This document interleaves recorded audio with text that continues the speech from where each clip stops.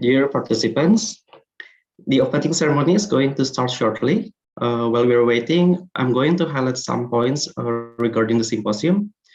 Today's event consists of 4 parts, as the rundown you see on the screen. The first part is the opening remarks. The second part is the keynote session. The third part is the panel session. And the last part is the poster session. During the panel session, participants can deliver their question using the Q&A feature, which can be found at the bottom of the screen. And the answers will be given during the Q&A session, which will be facilitated by the moderator. Participants are also welcome to use the chat feature to greet or to initiate discussion among the participants. Another piece of information is that the entire event will be recorded and broadcast live on YouTube. So others who are unable to attend the meeting or unable to access the Zoom platform can also take part in this event. For your information, we have also provided an interpretation feature in this event, which can be accessed at the bottom of the screen. Please choose English to hear the audio in English, or choose Japanese to hear the audio in Indonesia. That is all, a brief announcement from me. And now let us start today's event. Excellencies, distinguished guests, participants, good morning from Yogyakarta, Indonesia. We are delighted to welcome you to the UCoE AIDS Research Center International Symposium, UAIS 2021. My name is Edwin Sutanto, and I'm going to be the host for the first day of this event. The Minister of Health, Republic of Indonesia, Insinyur Budi Gunadi Sadikin, Director of Atmajaya Catholic University of Indonesia, Dr. Agustinus Prasetyantoko, the Director of Directorate General Diseases Prevention and Control, Ministry of Health, Republic of Indonesia, Dr. Siti Nadia Tarmizi, Master Epidemiology, Executive Director of UCoE HIV/AIDS Research Center Atmajaya, Dr. Evi Sukmanirup, Psychologist, Chair of Scientific Committee UAIS 2021, Prof. Irwanto, PhD, and also presenters and participants of UAIS 2021. UAIS is the first international symposium organized by the ARC Atmajaya.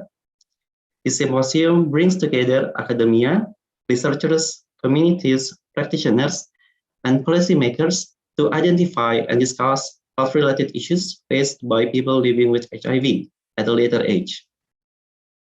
The symposium provides a great opportunity to exchange knowledge and experience from various countries regarding health challenges experienced by HIV, and also a great opportunity to initiate collaborations between HIV enthusiasts, communities, experts, professionals, and practitioners in developing programs to support HIV in achieving a healthy, active, and dignified aging. Excellencies, distinguished guests, participants, we are now going to listen to the opening speech delivered by the Executive Director of ARC Atmajaya, Dr. Evi Sukmanirup, Psychologist. Participants, please welcome Dr. Evi.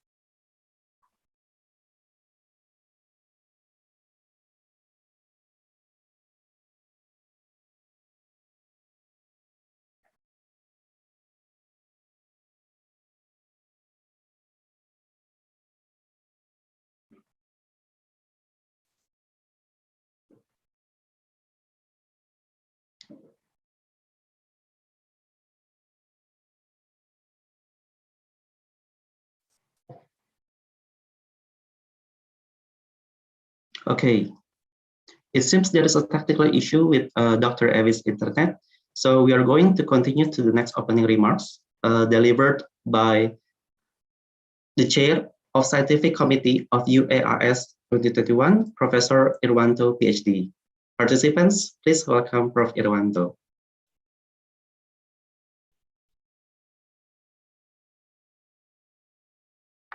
Good morning, everyone. Can you hear me? Yes, Prof. Your voice is clear. Thank you. Good morning in Indonesia, but maybe also good midnight in some parts of the world, and good morning in North American and European countries. Allow me to speak in bahasa, please. Coba di switch ke those who have the translation machine. Please switch to bahasa atau to English. Yeah.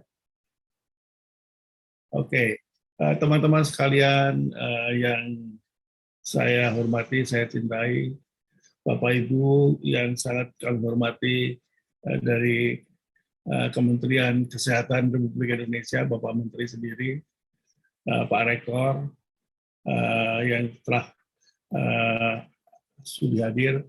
Demikian juga orang yang paling mendukung kami, Ibu Nadia, adalah one of our champion secara nasional, telah meluangkan waktu untuk hadir pada pagi hari ini. Terima kasih tak terhingga. Ini adalah pertama kali kita membahas mengenai aging dalam skala nasional maupun internasional. Bagi saya sendiri, sebetulnya persoalan aging ini persoalan yang masih ada di belakang kepala dan jarang mau dikemukakan secara umum, karena saya tahu bahwa persoalan aging potensially akan menjadi persoalan culture shock. Indonesia, di mana kultur sangat menghormati orang tua, sulit sekali akan menghadapi kenyataan bahwa orang-orang tua 50 tahun ke atas hidup dengan HIV. Kalau anak-anak muda banyak alasan untuk memahami mengapa mereka beresiko terinfeksi. Untuk mereka yang sudah lansia, katakanlah begitu, sulit untuk memahami bagaimana mungkin mereka bisa terinfeksi. Walaupun dalam kenyataannya banyak lansia kita yang sendirian, telah ditinggal pasangan, dan masih aktif secara seksual dengan caranya sendiri, cara mereka sendiri. Moga-moga simposium ini membuka hati dan membuka jalan terbaik untuk tetap menghormati orang-orang tua kita, tetapi juga memberikan yang terbaik untuk mereka, sehingga dalam perjalanannya melawan HIV, kita semua menjadi pemenang. Demikian Bapak Ibu sekalian. Thank you so much for my colleagues from abroad, including Dr. Adiba. Thanks so much for supporting and attending this symposium. I hope you enjoy the process and learn from each other. Terima kasih, and enjoy the symposium. Thank you, Prof. Irwanto, for the opening remarks. Excellencies, distinguished guests, participants, now we are going to listen to the opening speech delivered by the Rector of Atmajaya Catholic University of Indonesia. Participants, please welcome Dr. Agustinus Prasetyanto.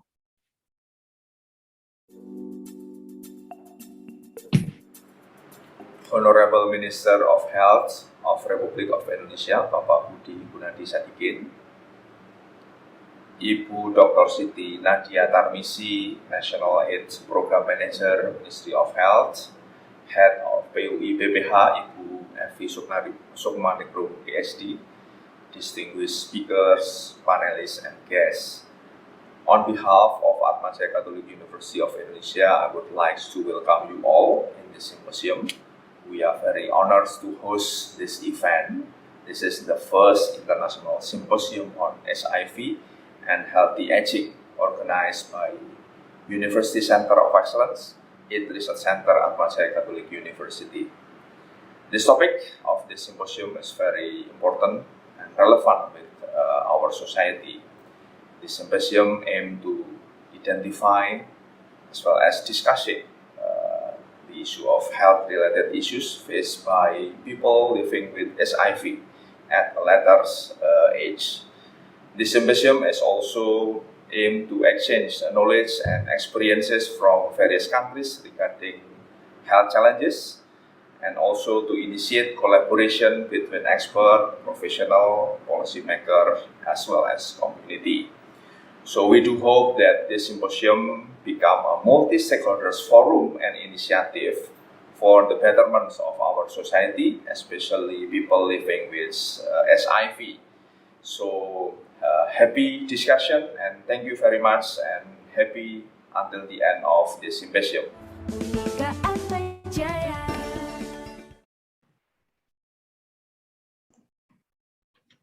Thank you, Dr. Agustinus Prasatyantoko, for the opening remarks.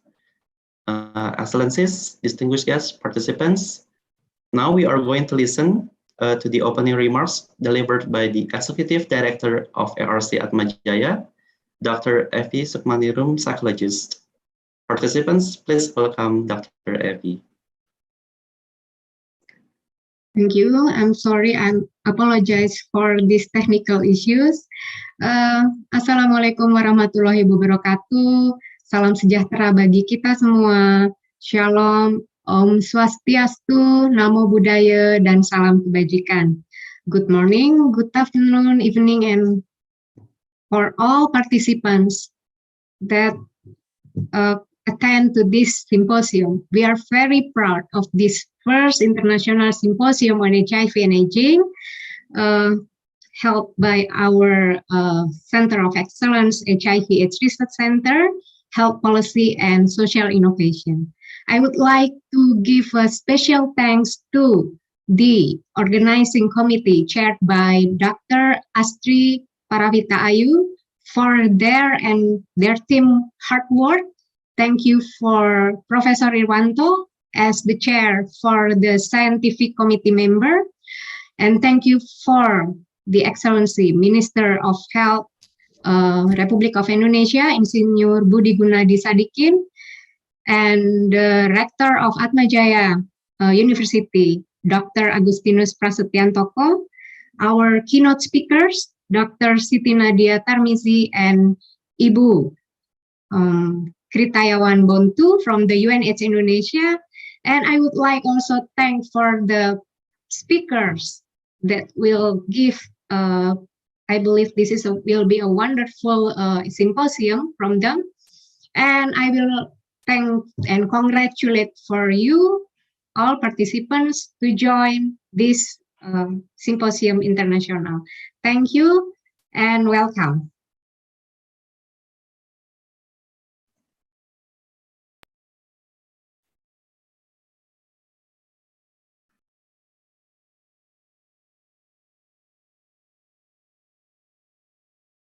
Thank you, Dr. Evi, for the opening remarks.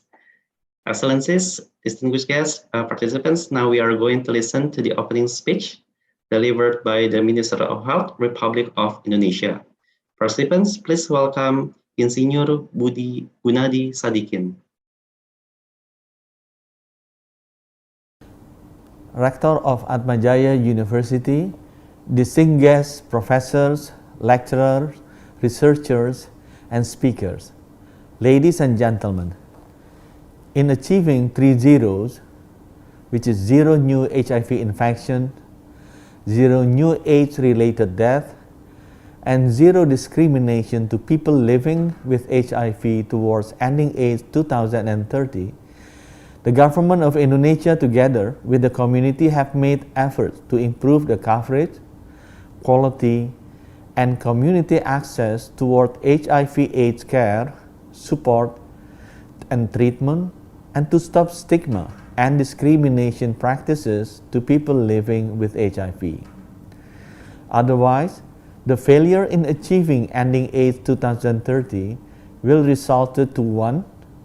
The unsuppressed virus among people living with HIV, 2. The unchanged number of deaths related to AIDS, and 3. The unchanged risky behavior related to HIV infection.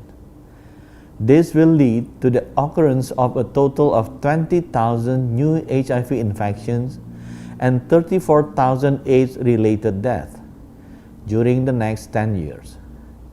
In Indonesia, the prevalence of elderly living with HIV of 50 years and older is 0.023% or 13,064 people.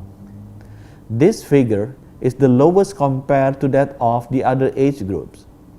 It is estimated that the number of elderly living with HIV will have twofold increase by 2024 to become 0.2% or 23,600 people. This happens due to the longer life of people living with HIV attributed to the improvement of the coverage, quality, and community access towards HIV/AIDS care, support, and treatment in the country. In addressing the challenges of AIDS and healthy aging, we have to achieve all of the three well-beings by implementing the strategies of providing a quality and comprehensive healthcare using the life cycle approach without stigma or discrimination. HIV/AIDS care, support, and treatment must be able to fulfill the needs of all age groups. Next, we have to develop an integrated HIV and non-communicable disease services which include screening, early detection, prompt treatment, complication prevention, and health promotion for all age groups. Moreover, with regards to research, development, innovation, and invention, we have to respond to all of the challenges of AIDS and healthy aging. Finally, by asking the grace of God the Almighty, thereby I declare the University Center of Excellence, AIDS Research Center International Symposium 2021 officially open. Thank you.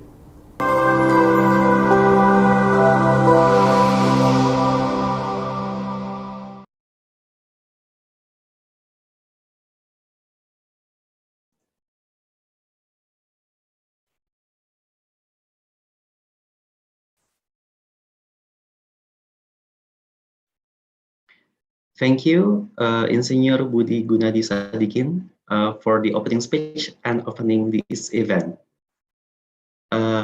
We are now continuing our meeting to the next agenda, which is to hear the keynote speech about the current situation in Indonesia on HIV and elderly, which will be delivered by Dr. Siti Nadia Tarmizi. A brief introduction about Dr. Tarmizi. She is currently the Director of Directorate General Diseases Prevention and Control, Ministry of Health, Republic of Indonesia, and previously was the Director of Prevention and Control of Vector-Borne and Zoonotic Diseases, Ministry of Health, Republic of Indonesia. Several strategic roles in the Ministry of Health that were held by Dr. Tarmizi was the Head of Program and Information, the Head of Sub-Directorate of AIDS and STI, Head of Sub-Directorate of Malaria, Head of the Section of Tuberculosis, and Staff of Sub-Directorate of Tuberculosis, Ministry of Health, Republic of Indonesia. Excellencies, distinguished guests, participants, please welcome Dr. Siti Nadia Tarmizi.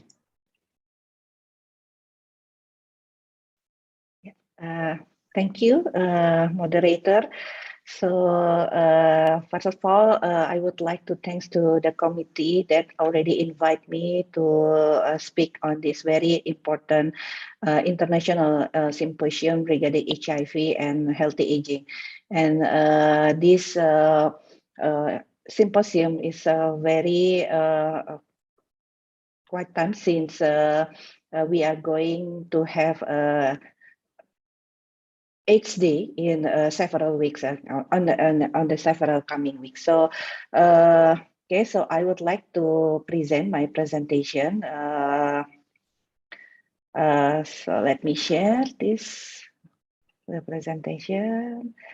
And sure, I need to congratulate for all the committee who already organized very well international symposium on HIV and elderly.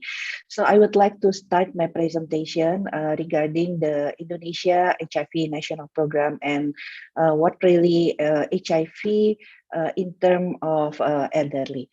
So, okay, so I think what we are going to discuss in this very important symposium, because we are aware and it's quite known that the average age of HIV infected individual has increased substantially in the past decades. We can see here from the UNAIDS estimate starting number from 2020 and expect to be increasing up to 2022. The number of people are increased in past 2 decades. And by 2015, half of people living with HIV, it will be like 50 years old or even older. And we estimate in the 2016, globally, there will be like 5.7 million people living with HIV with age 50 years and older globally. And this might be increased more, double in 2030. And we are aware that the prolonged life expectancy among HIV infected individuals, while the success of the ART and the access to treatment give rise to comorbidity associated with aging. So with the prolonged life expectancy, it will be show the success of ART. But instead of that, we will have another point regarding the comorbidities associated with the aging. And Indonesia situation on HIV is currently we are concentrated epidemic in most of province with the numbers is 0.26%, except only in Papua, which is West Papua in Papua. We have categorized as a low-level general epidemic with 2.3%. And the number of key population is totally 5.5 million, and a number of people living with HIV based on 2020 estimate modeling that we identified like 543,000. And we can see here the graph that's showing the projection of people living with HIV in Indonesia. If it's seen, there is 543,000 people living with HIV currently, and mostly it will be a certain of the key population. It will be decreased by 2030, but although with that condition, if we compare to other countries, we have like a minus 27% decrease, but still we are the lowest compared to other countries such as like Thailand, Singapore, and other. So if we are talking the current implementation that we have, for example, how we provide the treatment support and then the coverage of the viral load suppression and try to more reducing the mortality, and it not been changed for several years, it might be we found in 10 years 25,000 new HIV infection, and there will be additional 34 people living with HIV die every year. So it might be totally it's the number of people living HIV is coming down, but the main issue is how you provide better treatment and support that should reduce more on the mortality, especially, and the morbidity. This is the estimation of the population that we see in here.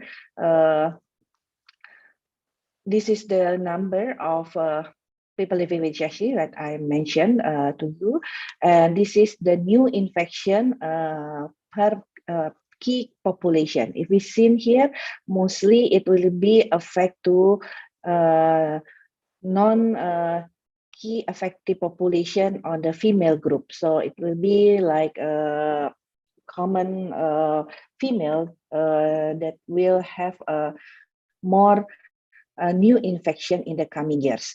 And the other thing, we see the MSM, although they're quite big numbers in terms of new infection, but it looks like they will decrease by the time in 2024. The same thing, but the issue here is the high morbidity that might be contribute on the decreasing of the people living HIV in Indonesia. And by subpopulation, we can see there is not much change between 2020, 2021.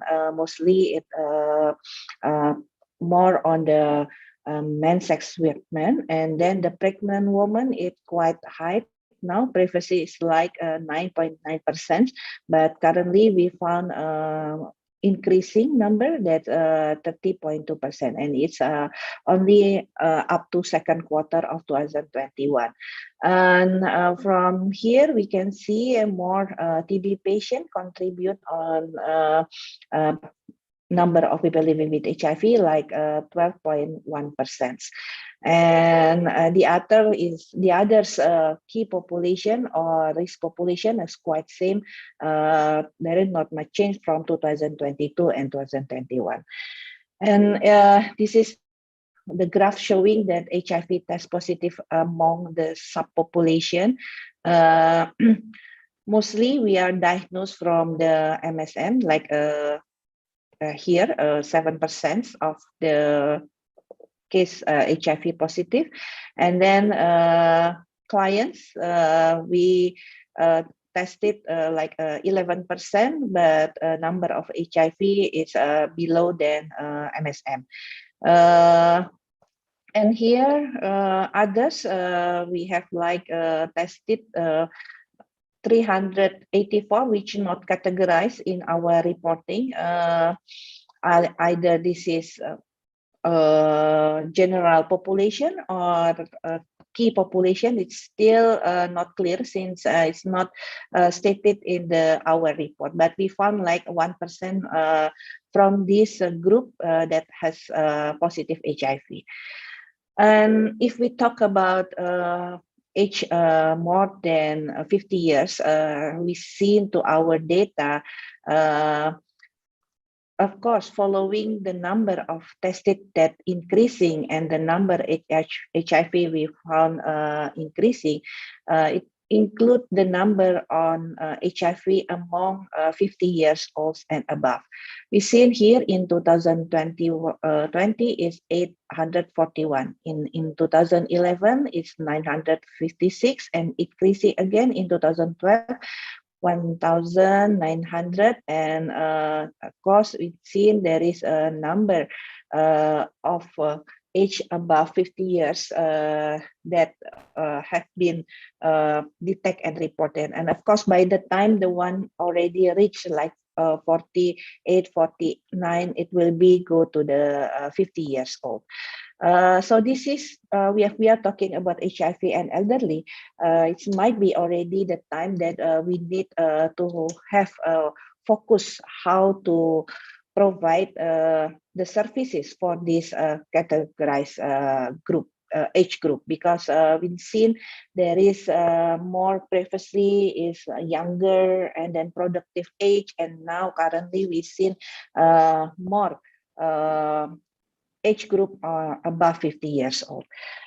We do hope this national target will still on the track, since we have facing 2 years on the COVID-19 pandemic, and if we've seen some of target in terms of testing coverage is not reach the target that we already set up previously.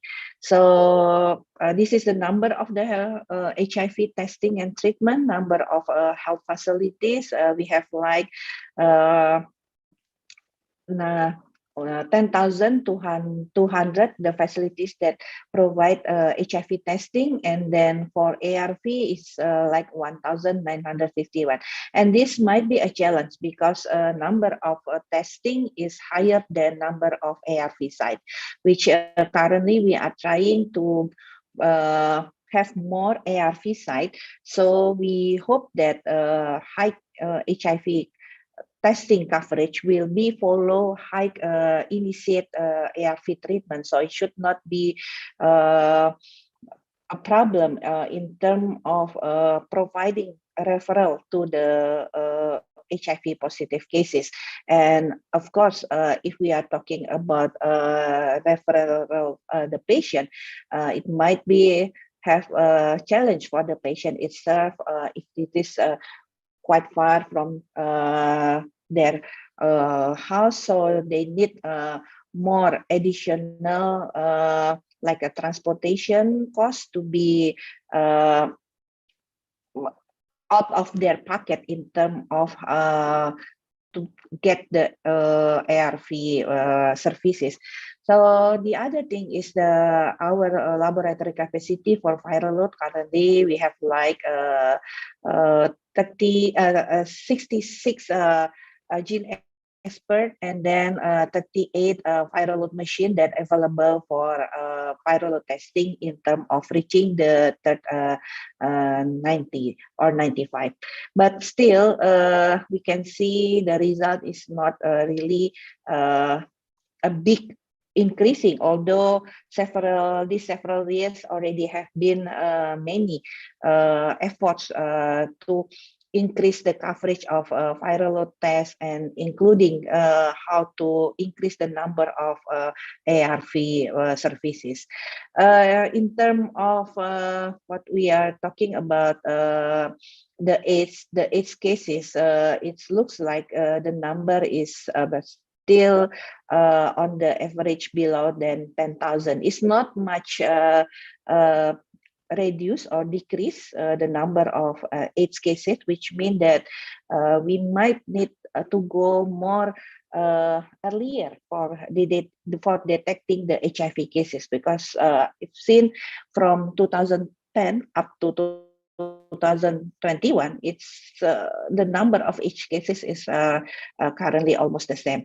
And this is what I mentioned, that in 2021, previously we are reporting like 49,000 cases HIV in AIDS, but currently from our data is like only half of them. So it might be we would like get more because of the hospital or the health center are occupied with the COVID-19 vaccination or other activities such as like testing and tracing, or it's just the matter of the reporting is not being reported correctly. So we do hope there is not much reduced the number of HIV AIDS case detection in 2021, because I think the UAIS already have some study or some of the explanation. If we efforts in terms of detect the HIV cases less than our target, it might be that the number of new infection case will be grow up. And this is our status on the achievement of the 9095.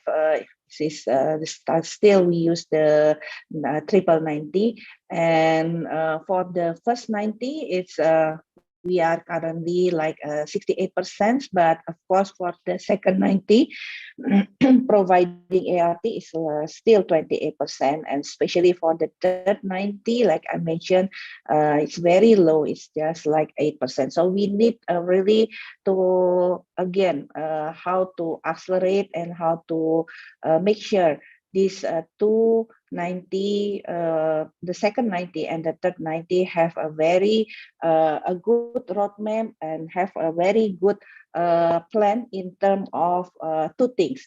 In terms, we are not yet get into that the numbers that have been targeted, and then the second one, of course, the impact of COVID-19 pandemic, it will be affect to our program. So this is should be our concern in the next year.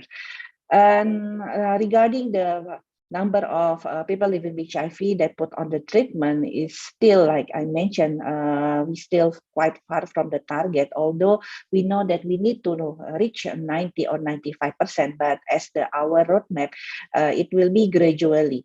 The target in 2020, it should be like 40%, but we only achieve like 26%. And then if we are talking in 2021, in terms of number of people living HIV, it's like going down up to 50%, and the number of people living HIV put on the treatment still like 28%. So it's really quite far from the target that keep increasing yearly until 2024.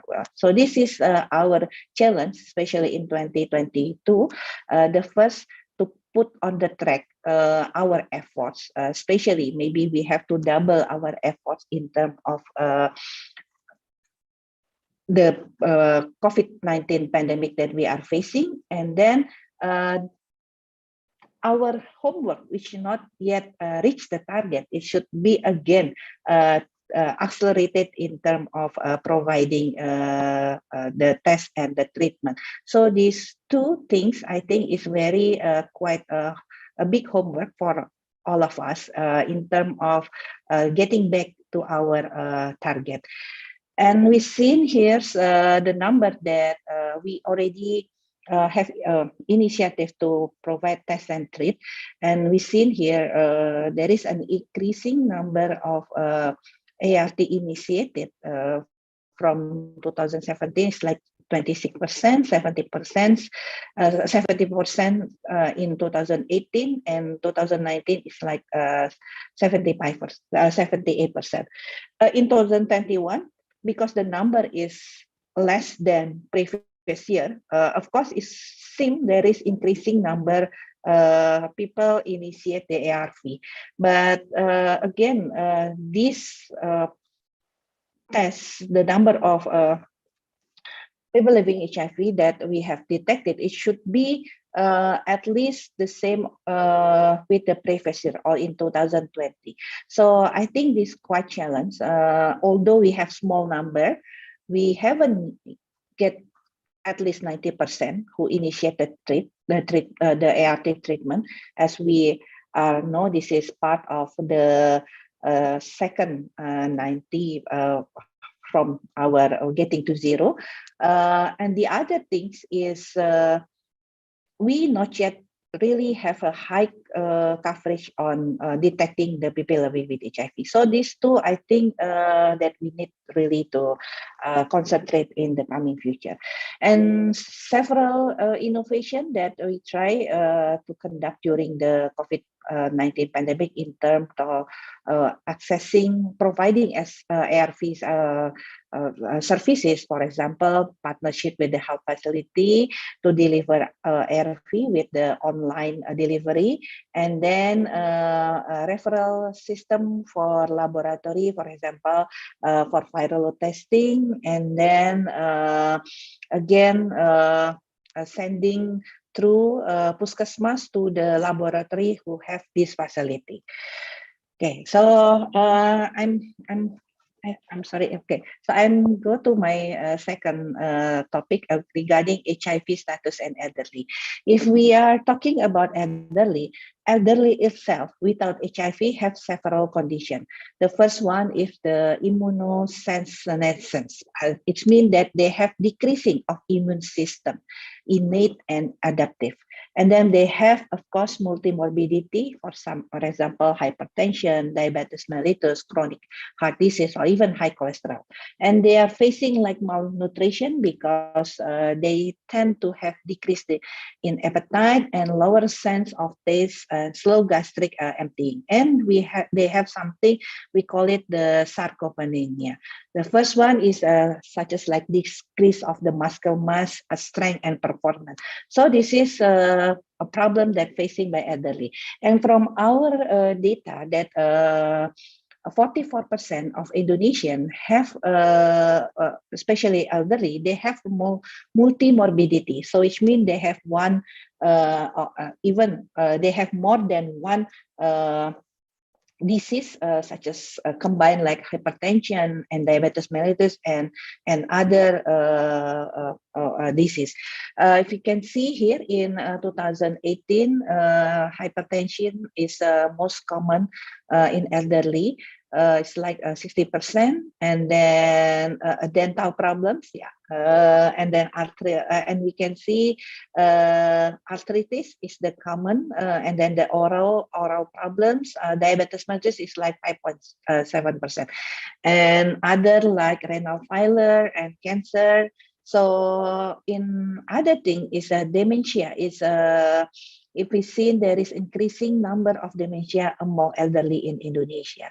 So we know that the aging comorbidities is usually like memory loss because of neurodegeneration, and then the decrease of the function of the lung, kidney, and we know that macular degeneration, hearing loss. We have like heart disease, sarcopenia fertility, the mass of the muscle and everything. And then we have like, of course, this is common comorbidity among elderly, such as like vascular and diabetes metabolic syndrome. And we've seen here, elderly in our system has been recorded like 6 up to 9% compared to other age group. You can see here from the data 2016 up to currently September 2021.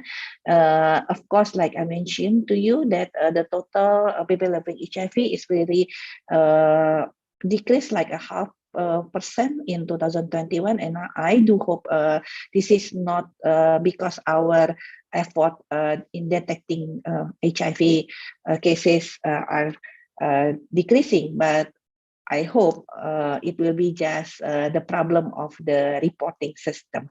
So it's just like you can see like between 2,000 up 3,000 people living with HIV elderly in the last 5 years that we have detected. And we say that aging with HIV, if we talk about 50 years old, is considered already older, because we know that HIV infection itself may accelerate the aging process. And then we have some evidence from many publications that there earlier onset of the age-related disease.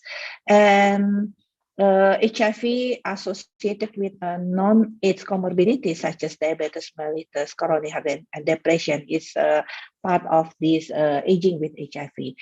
And we found in the some of publication there is a complex case of cognitive impairment because of ART, and we've again there is looks like gender differentiations in the impact of HIV. Some studies have been documented that women with HIV have poorer even physical function, comorbidity burden, and cognition rather than HIV positive male. And of course, sometimes if we are talking about elderly, not only elderly who already diagnosed since they are in productive age, but sometimes we have to looking into elderly who might have HIV or maybe AIDS that coming later in the older ages. So we know that HIV will be progress to AIDS and will be appear such as like atherosclerotic dementia, even Alzheimer's disease, and Parkinson's disease. And HIV with common elderly disease, it might be have the same disease, such as like we call it the peripheral neuropathy, even like herpes zoster, because of again the immune is decreased, and then it might be develop pneumonia or any other opportunistic infection. So how we manage the impact of successful aging? Because for example, how to really having quality of life, for example, length of life. We know that HIV will be decreased in year. And then biological health, how HIV that we already know that is compromise immune the system. And then how we manage the cognitive decline. So how the cognitive will be efficiency, and then how to manage depression and anxiety in terms of the mental health. And then in terms of social competence, how to we are taking the stigma and social withdrawal, especially in elderly, because less committee, less friends, and less attention from other family. And then of course in terms of productivity with elderly, it will be decrease the work, and then plus of course the HIV condition. And then sometimes for the personal control, we know elderly might be loss of control, and then life satisfaction. So this is again something that we need to think about, how this successful aging, especially among the people living with HIV. And we know that comorbidities, it's increased with age and with HIV infection. So HIV infection and getting older will have more comorbidities, and then it will be add again if you have a HIV infection. And then some publication mentioned that life expectancy in HIV less than an infected person, because of when you are getting older, it might be your quality of life is better. But if we compare between the HIV group and none of HIV group, the life expectancy will be less among the HIV group. And then we see again from some study, there will be like premature aging in HIV person. It's like in this study, of course, almost like approximately 10 to 15 years earlier aging among people living with HIV. So that condition, that may be something that we need to think. And some study from Indonesia that has been published, that they found the fertility among HIV infected adults which under antiretroviral therapy is a common occurrence, and especially with the depression is a independent predictive factor for this fertility. So the fertility is coming earlier among HIV who have ART compared to the non-HIV population. And what we need to be aware, aging with HIV, which means the widespread cognitive impairment because of the treatment caused by inflammation in aging brain, because of course when we are getting older, all our organ will be getting to degeneration. And we found that some study mentioned that comorbidity among HIV positive is more than other non-HIV positive people. It's just like 3.4 comorbidities that will be have among that HIV elderly people. And we know that the older adults will have a challenge on the ability to metabolize ARVs. So it means it might be increase the toxicity of the ARV itself. And then long exposure to the heart, it might risk the heart attack and heart disease because of certain ARVs. And HIV infection and heart will be associated with obesity. It will be like a risk factor for a heart disease. And then there will be like pre-existing cardiovascular hepatic that we know is part of the long ARV treatment. Liver toxicity, something that we need to address, especially when people living HIV already start ARV earlier, and this should be monitored when they are entering older age. And like I mentioned, that HIV can have an adverse effect on the brain, for example, including depression, dementia, and Alzheimer's disease. And of course, the polypharmacy, not only heart itself that provide more drugs, but the comorbidities with the comorbidities, it might end up with the polypharmacy, which we know that all the organ has starting to degenerate, and there might be possible to have a toxicity such as in liver or even at renal function. So what we should do, again, some study mentioned in order to prevent more quality of life for elderly with HIV. So start ART earlier, although we know that it might be some challenging if we start ART earlier. And of course, but better medication adherence, it will be the impact will be again good things when you people living usually entering the elderly condition. And we need to put our attention on the increasing number of comorbidities and the risk of the polypharmacy, and of course, drug-to-drug interaction. And again, in terms of the mental health, there will be like a higher risk for social isolation among people living with HIV that have been elderly. So in conclusion, we know that HIV cases are have a more number than AIDS, which means we have quite detected earlier. But for Indonesia, we need again to accelerate it.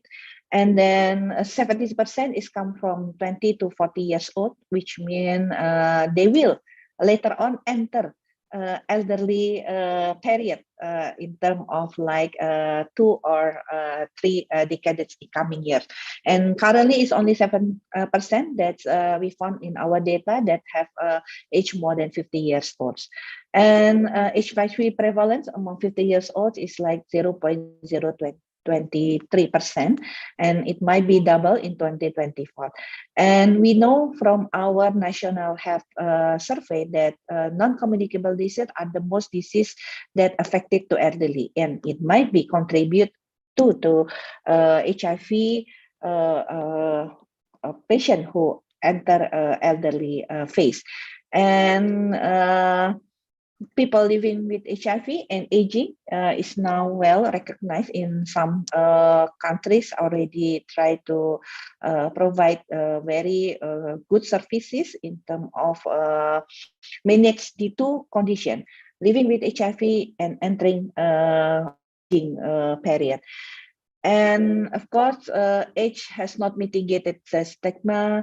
It might be have a loneliness and depression. And of course, the other thing, if people aging with HIV will have higher rates on cognitive decline, comorbidities, multi-comorbidity, and geriatric syndrome, and of course, polypharmacy rather than counterpart who maybe without HIV. And we know that it might be our consideration.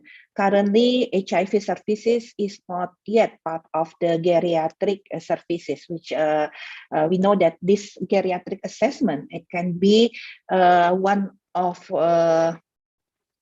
tools that we can screen the problems that might be we not yet identified during regular visit in the HIV or in the ART clinics. So I will stop here. I think thank you very much for the opportunity. Hopefully this will be some of or maybe something that might stimulate our discussion in the very important symposium. Thank you very much. I back to the moderator.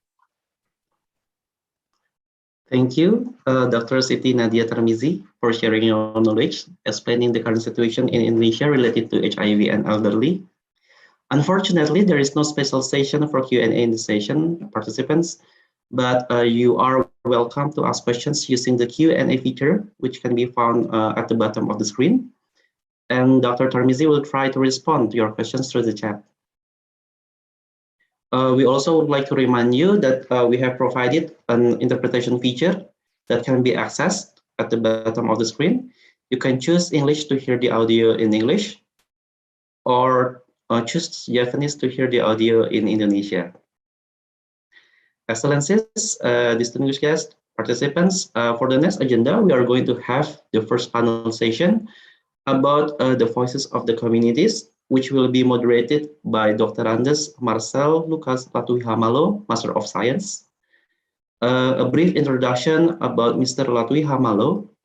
He is currently the acting chair of Indonesian Association of VCT for HIV Counselor. He is also part of the national core team for the development of national ARV adherence counseling training curriculum and modules. And he is a master trainer of HIV counseling for Ministry of Health Republic of Indonesia. Throughout his life, Mr. Latui Hamalo has abundant experience in providing training, consultancy, and technical assistance related to VCT. So without further ado, I invite Mr. Latui Hamalo to lead the session. The floor is yours. Thank you very much, Edwin. Okay. May I, before we start the panel discussion, our discussion, may I allow me to state some terms and regulations. First, we have a 2-hour 2-hour session. And we have 4 speakers, distinguished speakers. Each speaker has 20 minutes to present their speech, and then at the end we have a discussion. For the speakers, I will remind you 5 minutes before the time is over. Before we start the panel discussion, please allow me to introduce our speaker today, this morning, is Meirinda Sebayang. Sebayang. Okay, Meirinda Sebayang is a very well-known figure in Indonesia. As chairperson of the Positive Indonesia Network, the national network for people living with HIV, the country coordination mechanism of the Global Fund Indonesia, starting 2021, 2023, a member from 2019 to 2021, chair of the technical working group 2019 to 2021, and oversight committee at 2019-2021. Actively providing consultancy in health issues at the national and international level. I think there's another. Okay.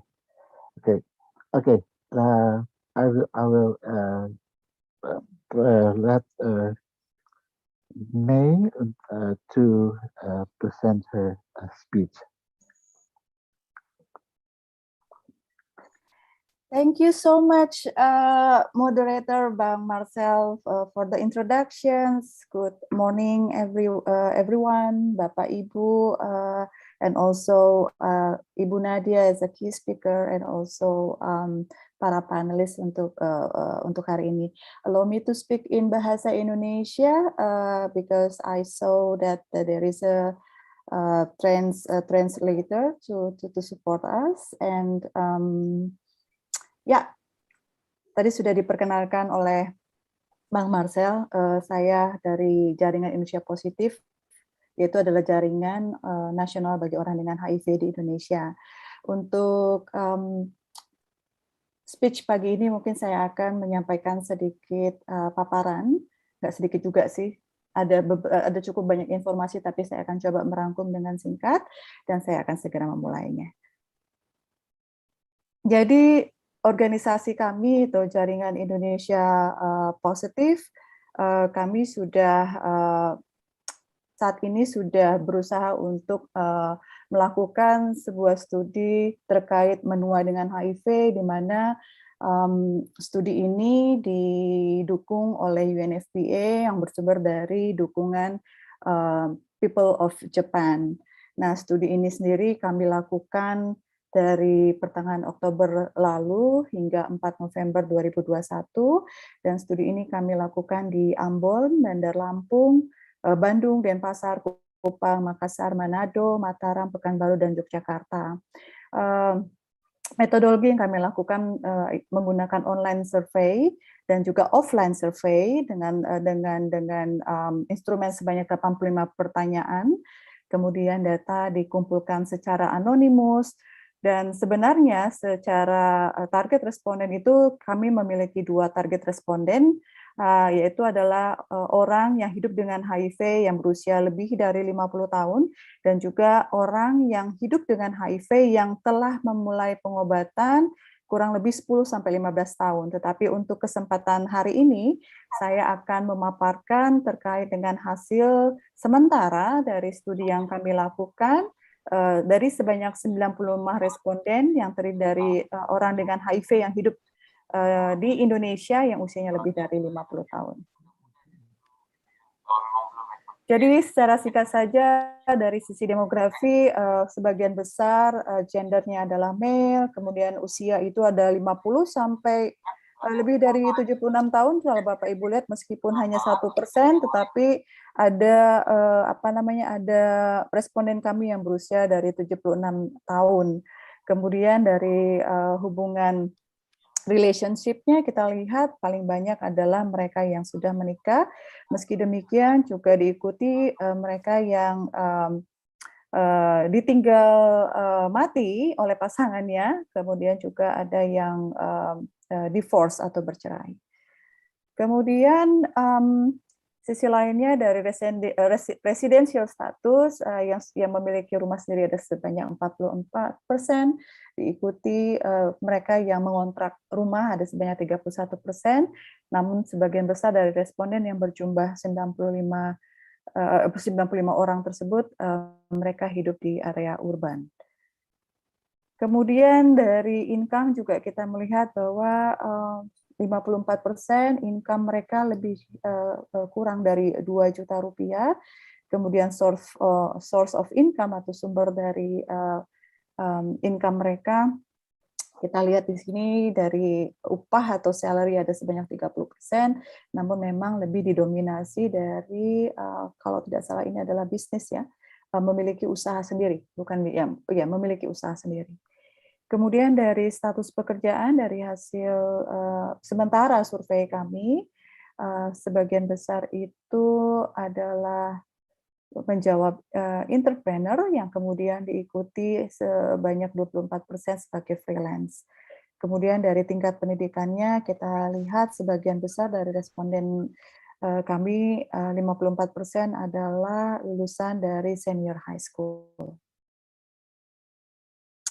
Kemudian dari hasil preliminary findings ya, kita menyebutkan hasil sementara karena saat ini tim riset di Jaringan Indonesia Positif sedang menganalisis data, sehingga sebenarnya saya di awal harus memberikan disclaimer terlebih dahulu bahwa informasi ini nanti akan berkembang lebih banyak, dan kami akan melakukan pertemuan diseminasi khusus terkait hal ini, karena seperti yang disampaikan di awal bahwa kami menggunakan instrumen sebanyak 85 pertanyaan dan hanya beberapa yang saya akan ambil di diskusi pagi ini.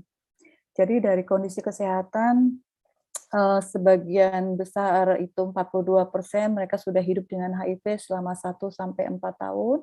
Meski demikian juga ada yang sudah lebih dari 5-9 tahun hidup dengan HIV. Dan di dalam hasil survei kami juga mengatakan bahwa saat ini semuanya sedang dalam pengobatan terapi ARV. Kemudian kita tanya juga sudah berapa lama mengkonsumsi ARV, sebanyak 44%, 1-4 tahun, kemudian 25%, 5-9 tahun. Meski demikian, ada juga sebanyak 4% kurang dari 1 tahun pengobatan ARV. Selain itu, kami juga mencoba menanyakan mengenai efek samping dari ARV yang selama ini dirasakan. 62% mengatakan iya, mereka merasakan adanya efek samping akibat ARV, namun juga 35% menyampaikan bahwa mereka tidak merasakan efek samping selama mengkonsumsi ARV. Nah, beberapa informasi yang kami dapatkan juga dari hasil survei, beberapa efek samping yang muncul termasuk adanya nausea atau merasa mual, kemudian mungkin ada allergic condition ya, alergi sehingga mengakibatkan kulitnya gatal-gatal, kemudian rash, dan tapi juga ada yang mengalami Stevens-Johnson syndrome atau sindrom Stevens-Johnson. Kemudian kami juga menanyakan apakah teman-teman responden sudah melakukan viral test. Setengah dari responden mengatakan mereka telah melakukan viral test, sehingga kita masih punya PR nih. Apalagi yang mengatakan belum dan tidak tahu. Karena kalau misalnya belum berarti kita memang harus mendorong teman-teman khususnya yang orang dengan HIV di atas usia 50 tahun untuk bisa mengakses viral test. Kemudian kami juga sempat menanyakan ketika selama mereka mengkonsumsi ARV, apakah pernah mengalami atau menghentikan pengobatan ARV-nya.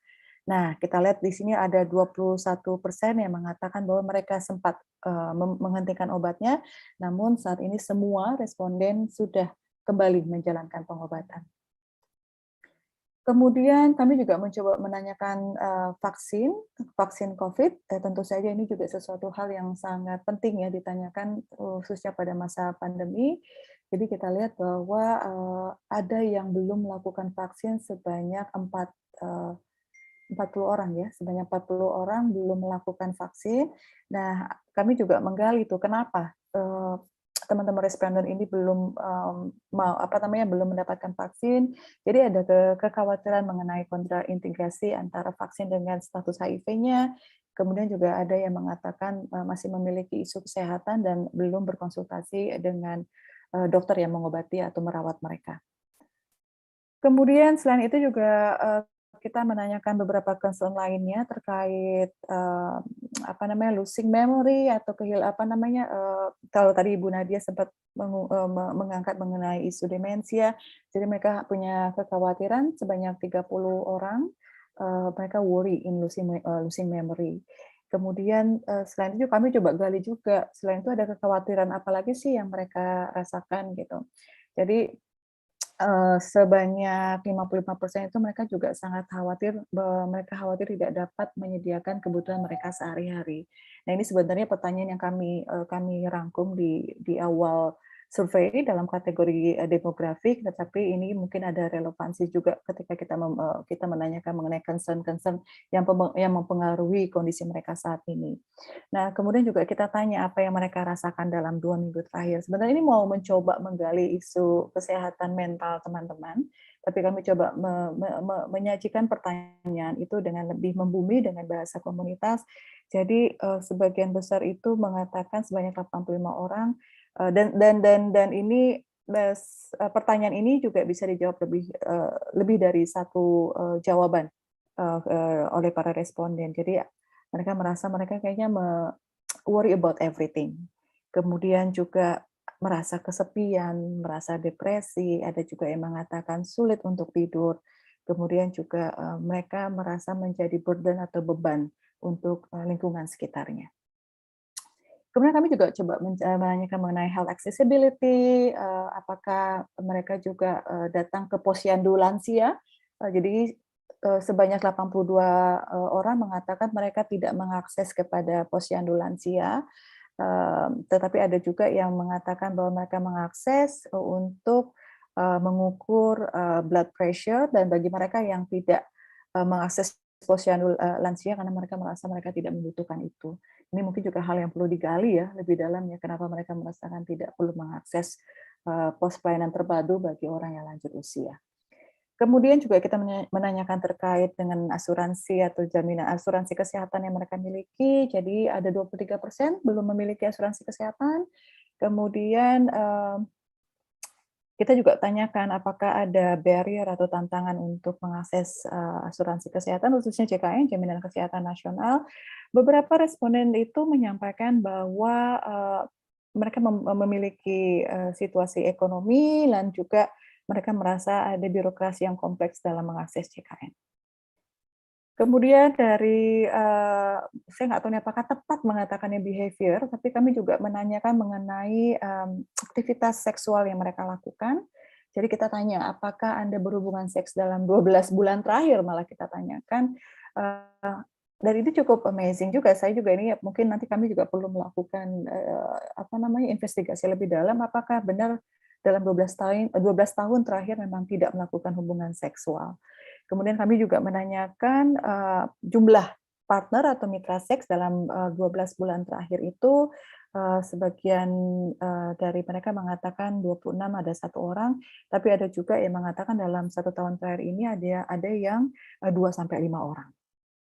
Namun banyak juga yang tidak bersedia untuk menjawab.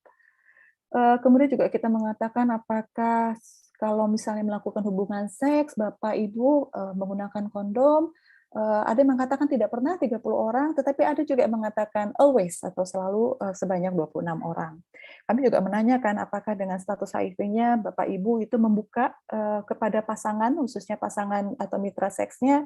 53% mengatakan selalu, tetapi ada juga yang tidak pernah mengungkapkan status HIV kepada pasangan seksnya sebanyak 35%.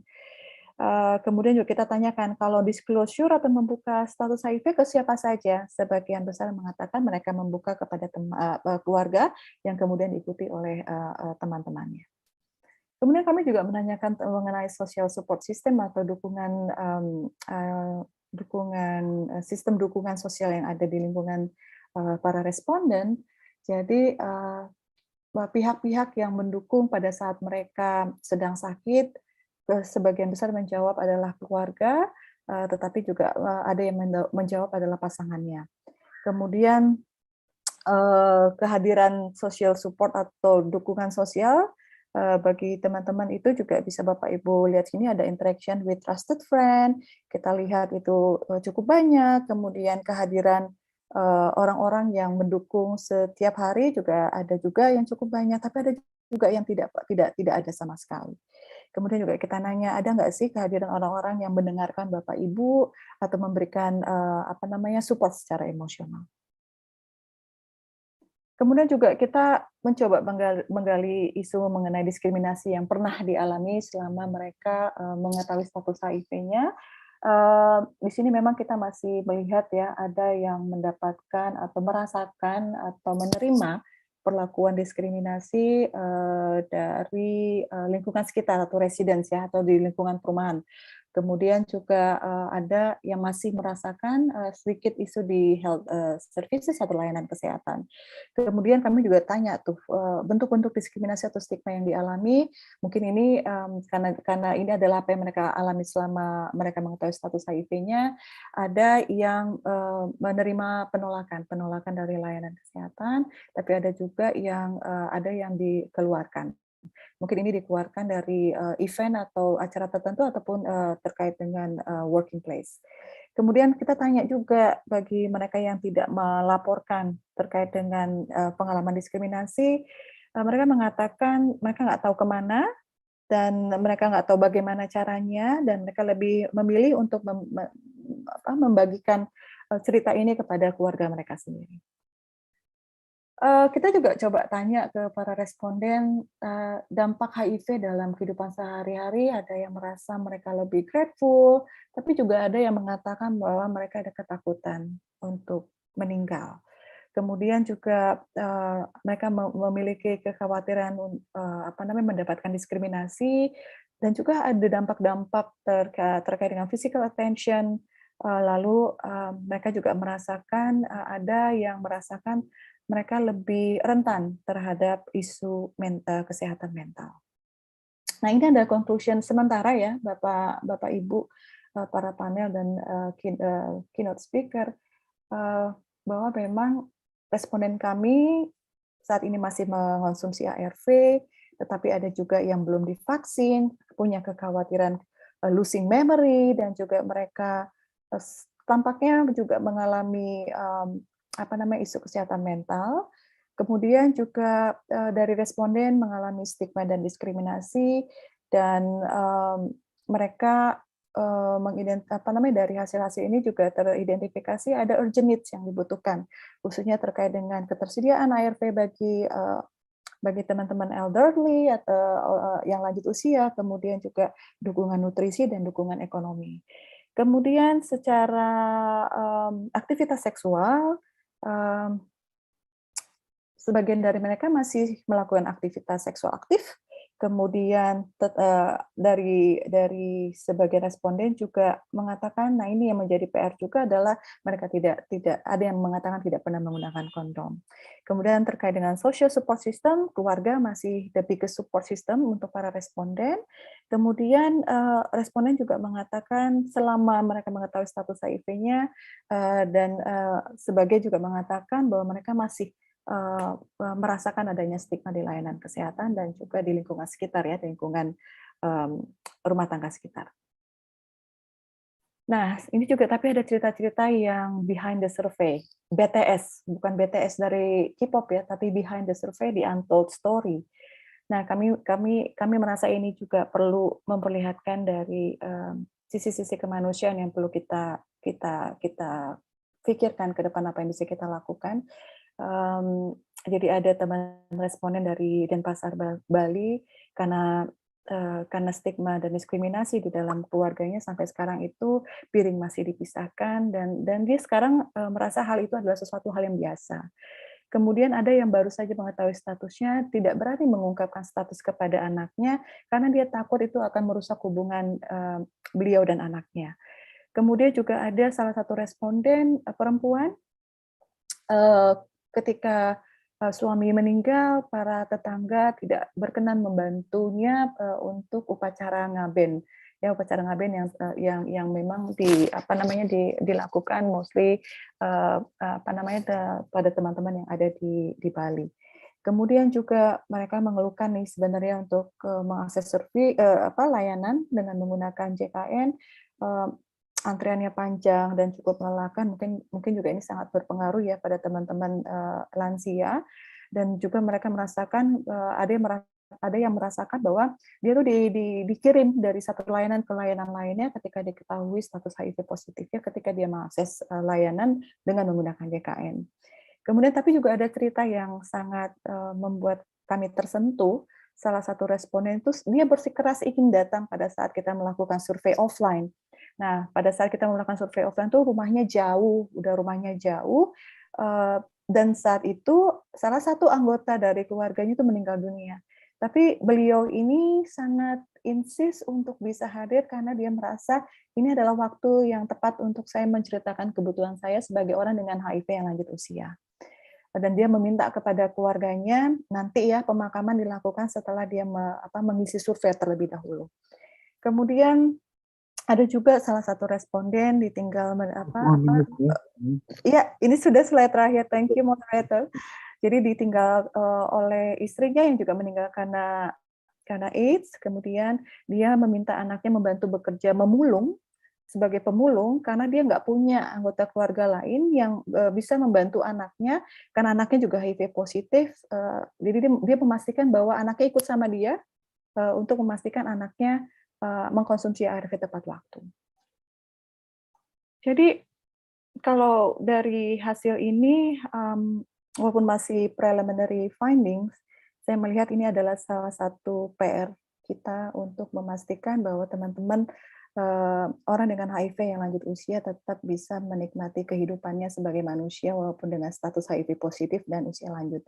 Karena saat ini pun usia saya sebentar lagi 50 tahun, nggak sebentar lagi sih, masih 4-5 tahun, dan saya rasa kita harus sudah mulai membangun sebuah support system yang lebih layak dan lebih baik bagi teman-teman yang hidup dengan HIV yang lanjut usia. Thank you so much, and over to you, moderators. Thank you, May, for a very interesting study. Okay. Next, we will hear from Wahyuni. Our next speaker is Wahyuni, Christine Wahyuni. Can I see the? Ya, selamat siang. Okay, you did. You have 20 minutes to present your speech. Ada 20 menit ya untuk ini, untuk presentasi. Silahkan. Iya, baik. Selamat siang semuanya. Terima kasih bisa bergabung dalam event ini. Perkenalkan, nama saya Christine Wahyuni, biasa dipanggil Yuni, atau banyak teman-teman yang memanggil saya Bude karena umurnya sudah tua. Jadi untuk sesi kali ini saya tidak presentasi, tapi saya akan lebih banyak cerita terkait dengan pengalaman saya, kemudian pengalaman teman-teman saya, terus situasi HIV yang jauh berubah dibandingkan sebelum-sebelumnya. Yang pertama tentu saja saya mengucapkan terima kasih kepada pemerintah Indonesia karena sejak adanya ARV jelas di atas tahun 2004 itu angka kematian dan kesakitan sangat-sangat menurun ya. Dan apalagi sekarang pilihan ARV-nya juga banyak. Dibandingkan pada kasus saya ketika saya tahu status di 1997 itu belum ada ARV yang tersedia, sehingga saya tidak menggunakan ARV pada waktu itu. Namun akhirnya karena tahun 2000 saya mendapatkan infeksi yang berat, akhirnya saya harus dirawat di rumah sakit dan disarankan untuk mengkonsumsi ARV. Namun pada waktu itu ARV di Indonesia masih harus bayar. Ya, jadi waktu itu ada obat yang lamivudin, sidofudin, dan nevirapin itu kalau kita mau minum kita harus mengeluarkan biaya sekitar 3 jutaan. Dan karena saya tidak punya uang ya saya memutuskan untuk tidak minum saja gitu. Namun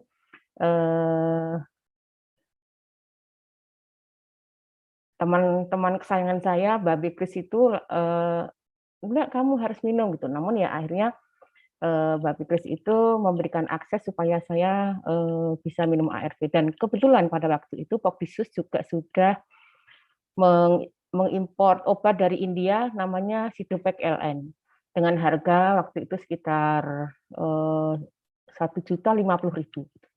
Dan akhirnya Babi Kris memberikan uang kepada saya, ini uang buat kamu untuk kamu beli ARV selama 2 tahun. Dan akhirnya setelah minum ARV itu yang tadinya CD4 saya tinggal 17, minum ARV 3 bulan, itu saya bisa kembali menjadi sehat. Nah, semenjak itu saya, karena saya aktif di Spiritia, dan saya mengenal banyak teman-teman ODA di berbagai daerah, dan sebagian besar mereka juga tidak minum ARV, sehari-hari saya melihat banyak kesakitan dan kematian di sekitar saya, karena mereka tidak bisa membeli. Kalaupun saya bisa minum, itu pun dibelikan oleh Babe. Dan akhirnya waktu itu, kalau tidak salah, FHI bersama Kementerian Kesehatan membuat sebuah event, di mana eventnya itu diberi nama Tegak Tegar. Ada 10 orang ODA yang difoto, kemudian fotonya itu dipajang di gedung DPR Komisi E waktu itu, untuk melakukan advokasi supaya pemerintah memberikan subsidi ARV karena kasus HIV di Indonesia pada waktu itu sudah sangat lumayan tinggi dan angka kematian juga sudah sangat banyak. Dan semenjak itu banyak organisasi lain yang juga melakukan advokasi damai. Ada teman-teman di PI membuat aksi damai di Bundaran HI dan lain-lainnya. Dan akhirnya waktu itu ARV yang semula saya bayar 1.050.000 turun menjadi 700. Kemudian beberapa bulan kemudian turun lagi menjadi 350. Dan pada tahun 2000, kalau 2003, 2004 itu akhirnya menjadi subsidi penuh. Dan semenjak saat itulah saya minum lamivudin, sidofudin, dan nevirapin, dan banyak teman yang juga akhirnya sudah bisa mengakses obat itu, dan ya angka kesakitan akhirnya menurun, dan begitu juga dengan angka kematian. Sampai saat ini saya sudah 20 tahun minum ARV, dan saya masih menggunakan lamivudin, nevirapin, dan lamivudin, sidofudin, dan nevirapin. Jadi saya belum pernah punya pikiran untuk mengganti obat TLD maupun yang lainnya. Karena semenjak saya minum ARV sampai sekarang saya tidak begitu banyak masalah, kecuali kakinya mulai berurat, ada kesemutan-kesemutan gitu. Dan mungkin tahun depan saya baru mulai memikirkan untuk mengganti regimen saya karena sudah 20 tahun. Dan terkait dengan usia, karena saya sudah 55 tahun, berarti usia HIV saya sudah 24 tahun. Dan ya saya bersyukur masih diberikan kenikmatan untuk memberikan manfaat buat teman-teman saya, karena pengalaman hidup saya bagikan kepada kawan-kawan di berbagai daerah supaya mereka bisa meniru pola hidup saya, bisa tetap melakukan kepatuhan, dan mereka bisa tetap optimis dan ya tetap melanjutkan kehidupan.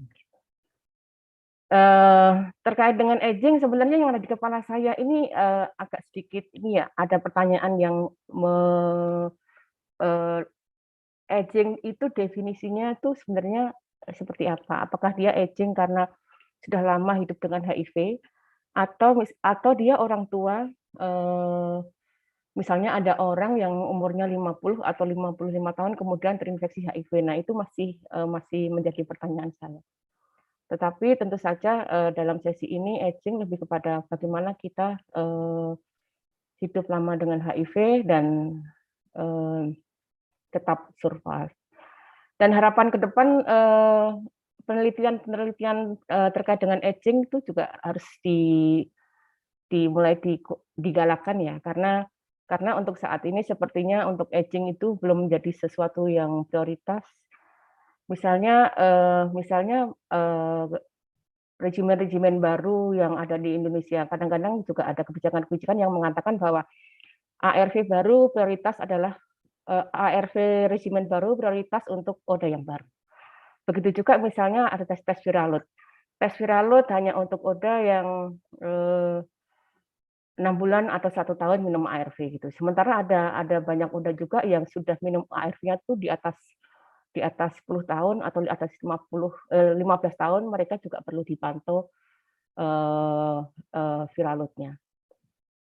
Terus kemudian terkait dengan toksis seperti saya ini sekarang juga sudah ada hipertensi, kemudian sudah ada kolesterol gitu. Jadi seperti Ibu Nadia sampaikan tadi bahwa obat ARV yang saya minum pun juga ada interaksi yang cukup tinggi dengan obat-obat kolesterol. Nah, ketika saya akan mengganti regimen saya, itu juga tentu saja menjadi sebuah pertimbangan yang cukup berat gitu. Apakah regimen misalnya kayak TLD itu buat lansia seperti saya ini, apakah juga aman? Karena TLD itu ternyata beberapa teman-teman yang menggunakan TLD nafsunya makan, sementara saya harus mengatur pola makan saya supaya tidak kolesterolnya terkendali, begitu juga hipertensi saya terkendali. Tapi ya ini adalah sebuah kenikmatan yang harus saya syukurin, Dan saya berterima kasih untuk semuanya, untuk teman-teman saya. Mudah-mudahan ya saya tetap sehat dan bisa bermanfaat bagi teman-teman yang lainnya. Mungkin itu saja dari saya. Senang aging ini menjadi isu yang diangkat karena banyak sekali teman-teman saya yang saat ini yang terkena diabetes. Jadi umurnya di bawah saya, tapi banyak yang kena diabetes, kemudian komorbid lainnya. Terima kasih, Bang Marcel. Itu saja dari saya, Bang Marcel. Terima kasih. Okay, thank you, Bude. I know her since 1907. She's a long-term survivor of HIV. Thank you for sharing your story. Okay. Next, we will hear from our next speaker is Noel, or what was his name? But Noel is unable to join because of technical problems. But please let me read his curriculum vitae. Okay, Noel, Board of Advisor of Pinoy Plus Association, 2017-2018 Project Coordinator UNICEF, the Philippines, Mapping of Women and Children Living and Affected with HIV, 2011 to 2016 Project Coordinator and Co-Investigator Regional DFR 10 Project under EPN Plus, Community Access to Treatment Study Question and 2. 2009 and 2010 to 2010 project coordinator of people living with HIV, sick maniacs. Representation 2003 to 2010 member of United Nations Regional Task Force on HIV and Migration, UNRCP, TF. 2006-2010 EPN Plus representative to the UNRITF. 2007 to 2009 EPN Plus advisor, 2006 and 2018. 8 EPN Plus representative to Representative Global Network of People Living with HIV and AIDS, GNP Plus. Because Noel could not attend this virtual meeting, the organizers asked me if I can read his presentation that he already sent to the organizing committee. Please, can the host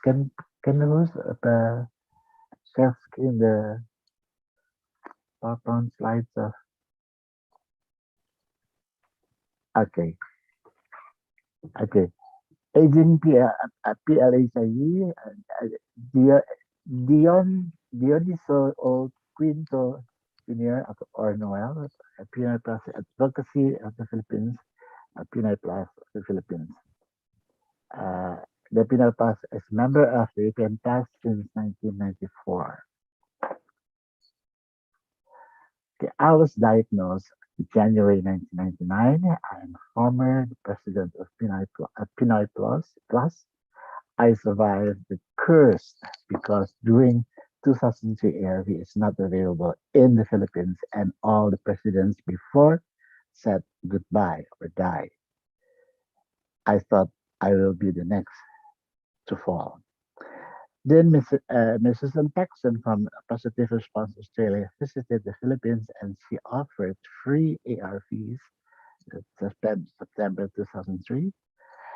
GFATM, Global Fund AIDS Tuberculosis Malaria Project, granted the Philippines government, and that's the beginning of the ARVs 2005 up to the present. I actively involved in national, regional, and international conferences representing my organization as well as PLHIVs in the Philippines. How do I take care of myself being an aging PLHIV. Since I was diagnosed, I'd never been hospitalized nor contracted with other illness. Religiously, I take my ARVs, lamivudine, sidofudine, and nifurapine 2 times a day, 7 a.m. to 7 p.m. This is my medication since 2003. My viral load is undetectable since 2005 up to present, and CD4 registered at 540 last July 2020, 2021. I never experienced any muscle contraction in my body, like arthritis and other body pains being experienced by some of my friends. I massage my thighs and legs every night with virgin coconut oil. My daily diet is vegetables, fish, and plenty of fruits, occasionally meat during Sunday. I stopped drinking since I was diagnosed, but occasionally I drink red wine in moderation because they said that is good for the body. I support my daily diet with vitamins and I take herbal medicine to support my immune system, like dried horseradish leaves. This is my tea every morning and afternoon. I exercise daily and walking a half kilometer every morning. During pre-demic, I always go to Pinoy Plus office and give counseling to the newly diagnosed and those who are taking ARVs for the first time. Since our office is very near uh, to the treatment hubs, San Lazaro Hospital, I visit and talk to PL HIVs waiting for the turn to be monitored by the doctor. Talking to them like their problem in taking the ARVs and side effects. Most of them afraid to take ARVs because of side effects, but I set myself an example that I am taking ARVs for 18 years and telling them that I am 22 years as HIV positive. This way, I am enjoying giving my peers hope for being an HIV positive. Sunday is my church schedule, thanking God for the blessing. About my health, my mental health. Sometimes I experience depression, especially now that we are not free to go out since I am already 67 years old. I experience fatigue, burnout in taking the ARVs, mental lapse, maybe because of 18 years of taking the ARVs, and it is also of my age. To become alert, I read books, watch movies, play word puzzles, and other activities that will help me, like playing Scrabbles, talking, and laughing with my nieces and nephews. Thus, tutorial to my nephews and nieces with their modular school lessons. I sleep early after taking my med at 7 p.m., then read books, and by 9 p.m., I almost fell asleep and then wake up at 5 a.m. Challenges and problems. Not all services are being provided by the treatment hubs. All PLHIVs are obliged to enroll in the Philippines health insurance system. The monthly premium by the PLHIVs is 2,000 200 pesos per month, and in exchange, the health insurance will subsidize all the lab tests and will pay the tax treatment hubs for every PLH, the HIV being served. But some treatment hubs is operational but not functional. Lacking the laboratory test requested the doctor requested by the doctor, like viral load, CD4, SGPTO, SPOT, creatine, CBC, and the rest. So all of us will to pay from our pocket. We have to pay from our pocket. Last month, I was diagnosed cataract is progressing in my right eye, and doctor advised that I need cataract surgery.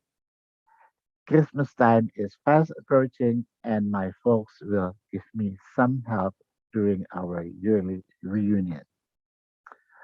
Ultrasound, CT scan, MRI is not included in the Philippines package health insurance package. Hospitals have no geriatric unit for the aging PL HIVs. Problems and recommendations of some PL HIVs. AIDS-related disease by the aging PL HIVs such as arthritis, chronic kidney disease, cancer, pulmonary disease, diabetes, osteoporosis. Aging PL HIVs is prone to dementia, Alzheimer disease, and Parkinson's disease. Need of an aging PL HIVs. Livelihood project like they suggested that mushroom production is for income generation. This will not require stress and fatigue to an aging PL HIVs. Produce can be sold to hotels, restaurants, supermarkets, and partner institutions. Through this aging PL HIV will be busy and will have some cash for their maintenance. Salamat po. Thank you. Okay, that's the presentation. I've just read from Noel. Our next speaker is Florence. I also is Florence Anam. Oh, there she is. Okay, let me introduce Florence. Okay, as she will be talking about her aging with HIV. Program manager. This is her CV. Program manager, Love Alliance, global network of people living with HIV and TB and P+, HIV and TB advocacy coordinator, Africa, Doctors Without Borders, Belgium, MSF OCB, based in Johannesburg, South Africa. July 2015 to October 2016, Global Advocacy, Policy, and Communication Managers, the International Community of Women Living with HIV, professional affiliations, member WHO Women Living with HIV, Advisory Group, UNICEF Special Working Group on PMTCT, WHO, Guidelines Development Team, Global Task Team for Start Free, Stigma Index Small Working Group, former member of the International Steering Committee for the CAT Coalition of Children affected by HIV, Board for Impact Research and Development. Please welcome Florence. Oh, there's more. Sorry. Okay. Journal and publications. Well, she has a lot of publications here. Time to realize our reproductive health and rights. The Lancet. Antiretroviral therapy in pregnant women living with HIV, a clinical practice guideline, working on our perspectives of expectancies and breastfeeding women living with HIV, and on access to and retention. In care in Malawi, Uganda, and Zimbabwe, GNP Plus, guidelines on HIV self-testing and partners notifications, WHO guidelines, speaking out rights violations against sex workers in Kenya, GNP Plus, positive health dignity and prevention for women and their babies, treatment literacy guide for mothers, and so on and so on. So please welcome Florence, Anam. What a wonderful introduction. Thank you so much.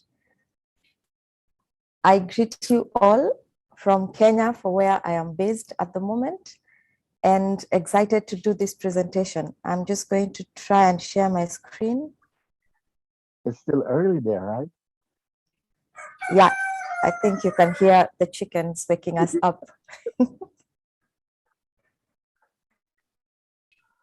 So it gives me so much joy and pleasure to talk about sex and intimacy while aging with HIV. In addition to my introduction, I would like to let you all know that I am a woman living with HIV as well, and I turned 43 this year, last week, actually. So I am also slowly progressing and aging with HIV.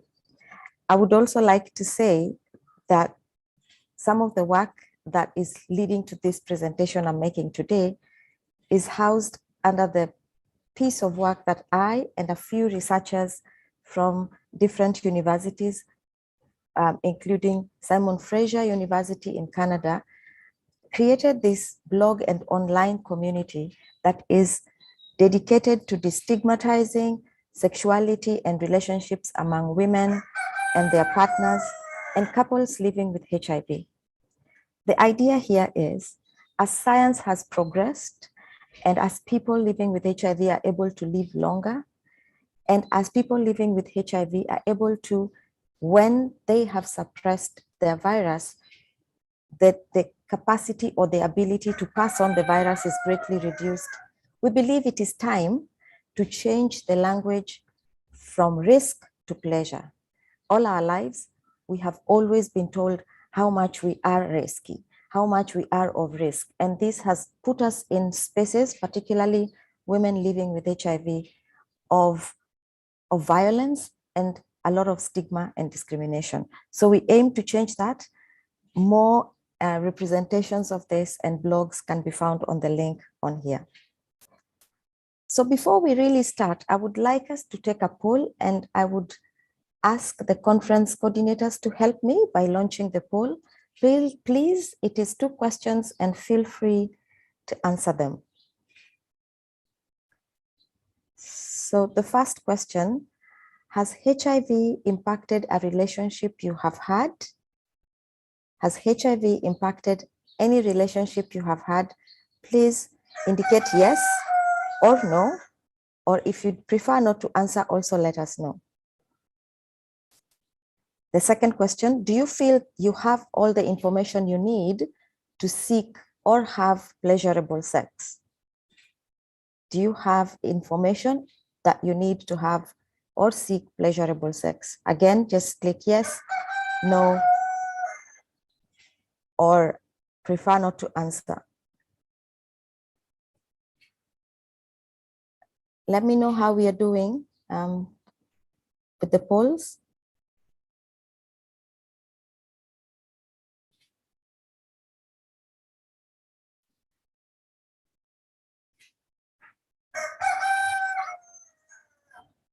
Can someone let me know?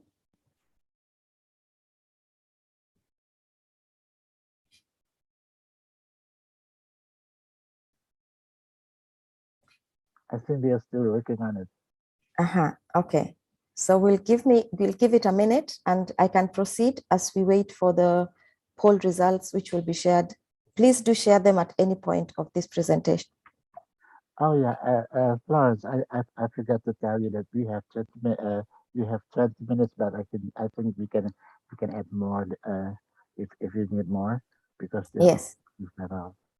Thank you so much. Okay, so we will wait to see what the poll results bring about, and we can get back to that at the end. So one of the things I would like us to be very clear and honest about is some of us are probably dating. Aging does not take away our desire and our need for intimacy, for sex, and it would be nice if the sex is pleasurable too. If you come from, I don't know that much about Indonesia, but in my culture, where I'm from, we were raised and socialized to be very sexual, but also the patriarchal society for which I exist, the woman's sexual experience or life is really pegged on how she needs to pleasurize her man. It's not about taking our own responsibility. And we would really like to shift some of these discussions as people age with HIV. So some of the dilemmas people living with HIV and who are aging with HIV and dating is the dilemmas people have include navigating the online space. The dating landscape has changed. It's even worse now that we have COVID and are mostly indoors. You crave the need to meet people, or you crave the need to touch and discuss with people, but they're not there. Or how to date the way we would date 10 years ago, 15 years ago is different. Everything is online now, the language is different. Even how people meet, there's different things. So those are very confusing spaces. There are questions that people ask. How can I have safe and pleasurable sex with a partner? And this could be because it's everything in our bodies are changing or have changed depending on how old you are. And things are different because of that change, physically, mentally, and even emotionally. So do we have enough support to help us with this? There's also the fear of rejection. If I told someone that I'm HIV positive, will they accept me? So because we are fearful of that rejection, or because we have experienced a lot of rejection along the years, when we attempted to date, we then get scared and sit at home or hide in our little comfort zone. Then there's the dilemma of when to tell. Do I tell them the first day? Do I tell them on the online chat, on the first chat? When do I say, I am HIV positive and it will be the appropriate time? Do I wear protection or not? And this is cutting across different, gender identities. There are some people who prefer not to wear condoms. There are some people who, if they really ask for their partners to wear condoms, then they are already automatically perceived to be HIV positive, even if they have not quite shared or told their partner. And so therefore they are shunned. So these are some of the dilemmas that people have. What protection tools are there? Again, messaging is never made available that easily for people who are aging. It's always for the young people and the young people. And so people who are aging or long-term survivors of HIV rarely have information about what is the new prevention tools. And that is some of the things that I will quickly talk about today. So am I selfish? Sometimes we fight with that dilemma in our minds, especially if you were diagnosed over 10, 15 years ago, like I was, and the things we were told and have been put in our minds. You feel if I leave my house and I like someone and I want to be intimate with them, I am responsible for their safety. I am putting them at risk. So then you battle in your mind whether you should date or not, because you are the risk. You should not present yourself because you will infect someone. So are you crazy for wanting your sex to be just not about sex, but to be about pleasure? So these are some of the dilemmas that many people, even in our little groups, support groups online or face-to-face, talk about in hushed tones. And I believe there's space now to just bring up these conversations in spaces like this. So for people who are in stable and long-term relationships, different and other issues also arise. There is a lot of change. You probably started your HIV journey when the discussion, particularly around prevention, was you needed to abstain or wear a condom, period. But now we have discussions around U equals U, untransmittable and undetectable is untransmissible. And so some people present that in their intimate discussions and question the role of prevention interventions like using the condom, for example. And that puts some people in difficult situations. There are people for whom that is even a difficult thing to think about because they are used to doing things a certain way, particularly in marriages and long-term relationships. Like I said earlier, there's very inadequate, clear, and accurate information. It keeps changing from time to time.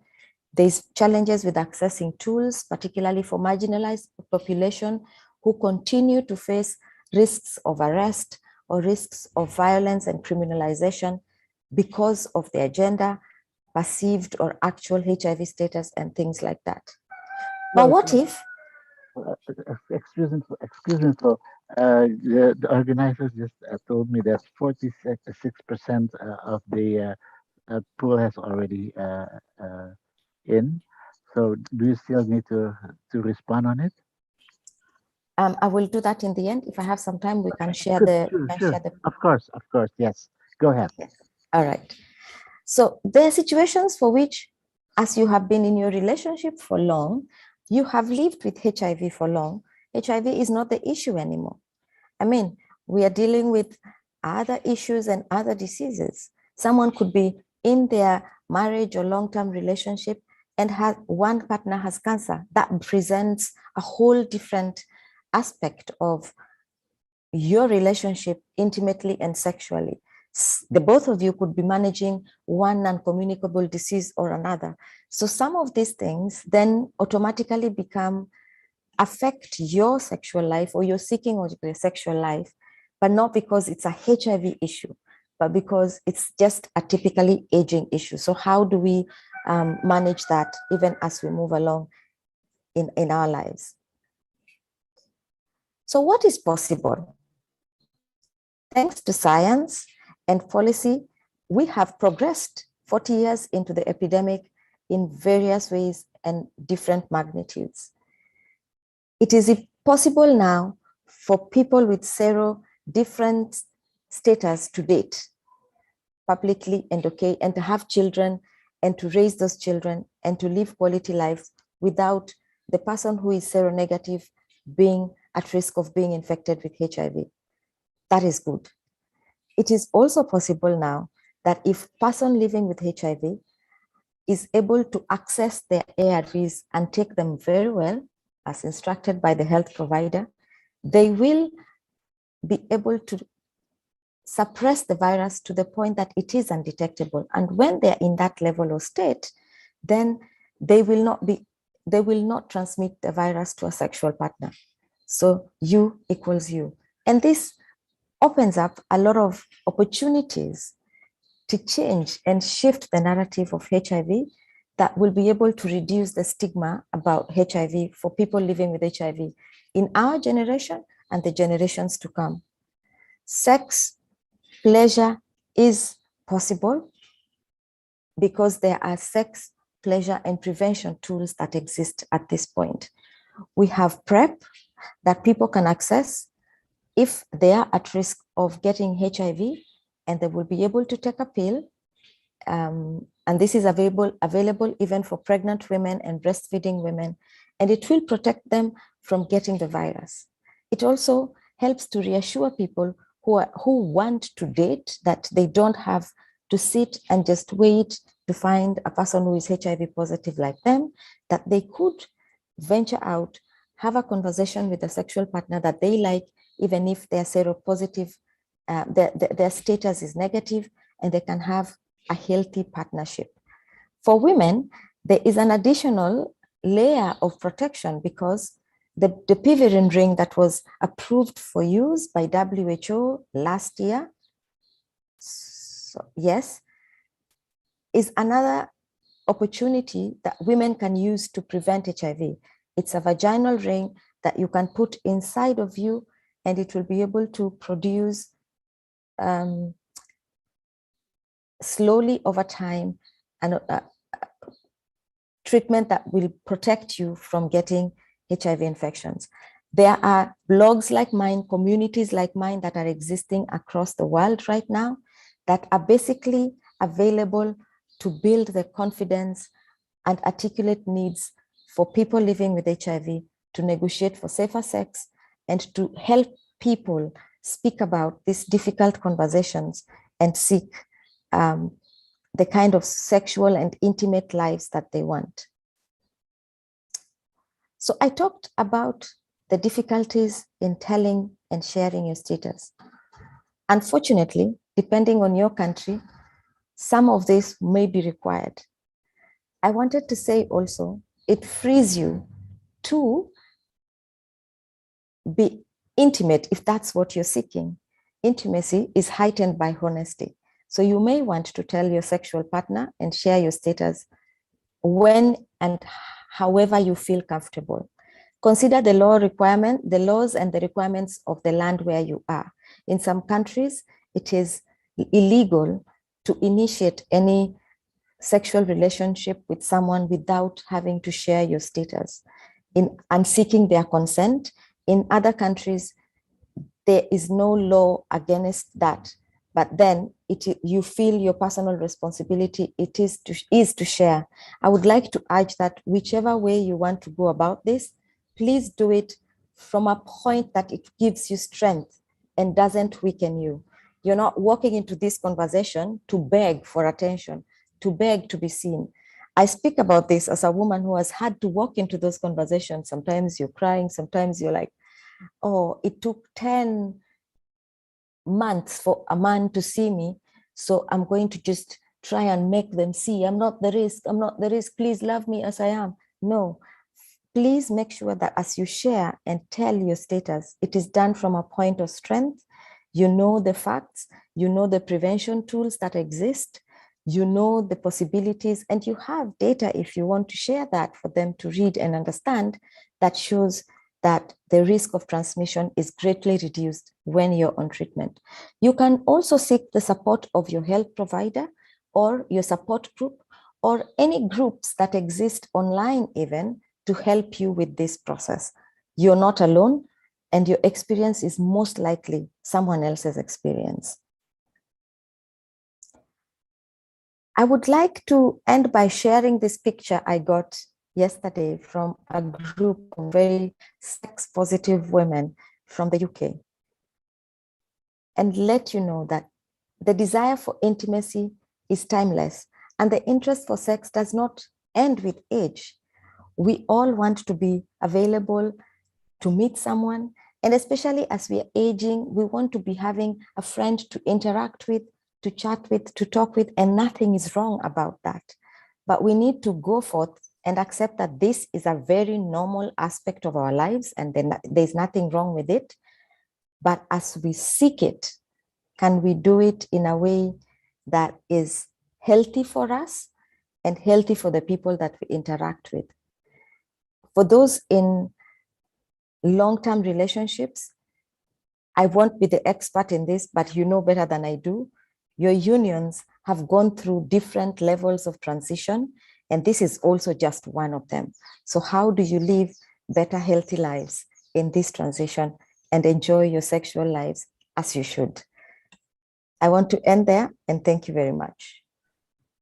Do you want to, Flo, do you want to respond on the result of the poll? Yes, so could you share the result of the poll? Okay, here are the polls. So I can see from the polls, are all participants able to see this? Yes, I can see it. Perfect. So from the results of the poll, 53% say no, HIV hasn't impacted any relationship that they've had. That's really great. 33% say yes. And do you feel that you have all the information you need to seek pleasurable sex? Also is yes at 62%. I think then what we're trying to say here is, and then we have no at 27%, and there is 11% that prefer not to answer. So my response to this would be, you're lucky. In my side of the world, very many people's relationship have been impacted by their HIV status. The stigma levels are still high. People have been abandoned or exposed to violence and continue to because they share their HIV status. Women have been kicked out of their homes when their parents, their husbands have died. So the fact that you're HIV positive sometimes has exposed you to negative situations. So that is the experience from my end. Because this is different relatively in your end of the world, I believe let's use then this opportunity to create and change this narrative. Sometimes what happens in one end of the world trickles and gets to the other end of the world. And I will stop there. I see from the chat box a birthday wish. Thank you very much. I'm still a young baby this week. And I see the comment on the U equals U having changed many people living with HIV lives. Yes, I agree. And let's keep that message moving. I want to end by, I have been in this field since 2006. I'm one of the first bloggers in my country to start talking publicly about their status, back in a world when HIV was just about poverty and illness and death. And I've put these stories out there, and I've seen how we have transitioned as a world in sharing these stories, and the world reacts to them. And lately, I see people posting things on HIV online, and there's a tolerant world talking about, no, people living with HIV can live longer now. People living with HIV can not transmit the virus. The world is changing. We just need to believe that it's changing in us and adapt and seek everything that we desire in it. Thank you for having me. I will end here. Thank you very much, Florence. Okay, that was our speakers for the panel one, session one. Okay, let me just briefly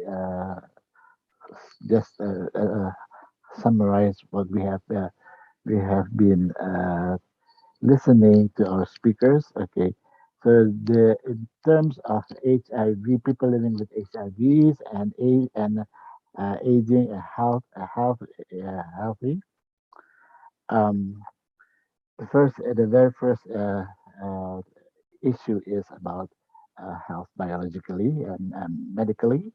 The people living with HIVs are worried about their side effects. Yeah, in terms of getting older and older, and also side effects of because of their age, they have like diseases. I might say diseases. So that it has a relationship with the HIV treatment and the age. Secondly, is the issue of mental. There is a issue about worries. The study from May was fantastic. We hope that soon it will be published and we can use it as a reference. It's very important because she tried to look at the 95% people living with HIV in the different regions in Indonesia. Also, the issues of discrimination. There's still discrimination and stigma and discrimination. For example, like that's very disturbing me at least. The viral load test is often prioritized for only the new HIV cases. People HIVs new PLHIVs, and I think it should be everyone should get the same access for that viral test. And then other issues are mental, emotional issues, is like the worries because they're getting older and they're getting all this the new drugs. For example, the case from the uni, she still didn't want to use the new drugs, but now she's trying to use the new drugs because of worries of so far she feels it's okay. There's nothing wrong with the old regimen of the drugs. And also there's another issue of emotional it's a sexual relationship. Thank you very much, Florence, for your presentation.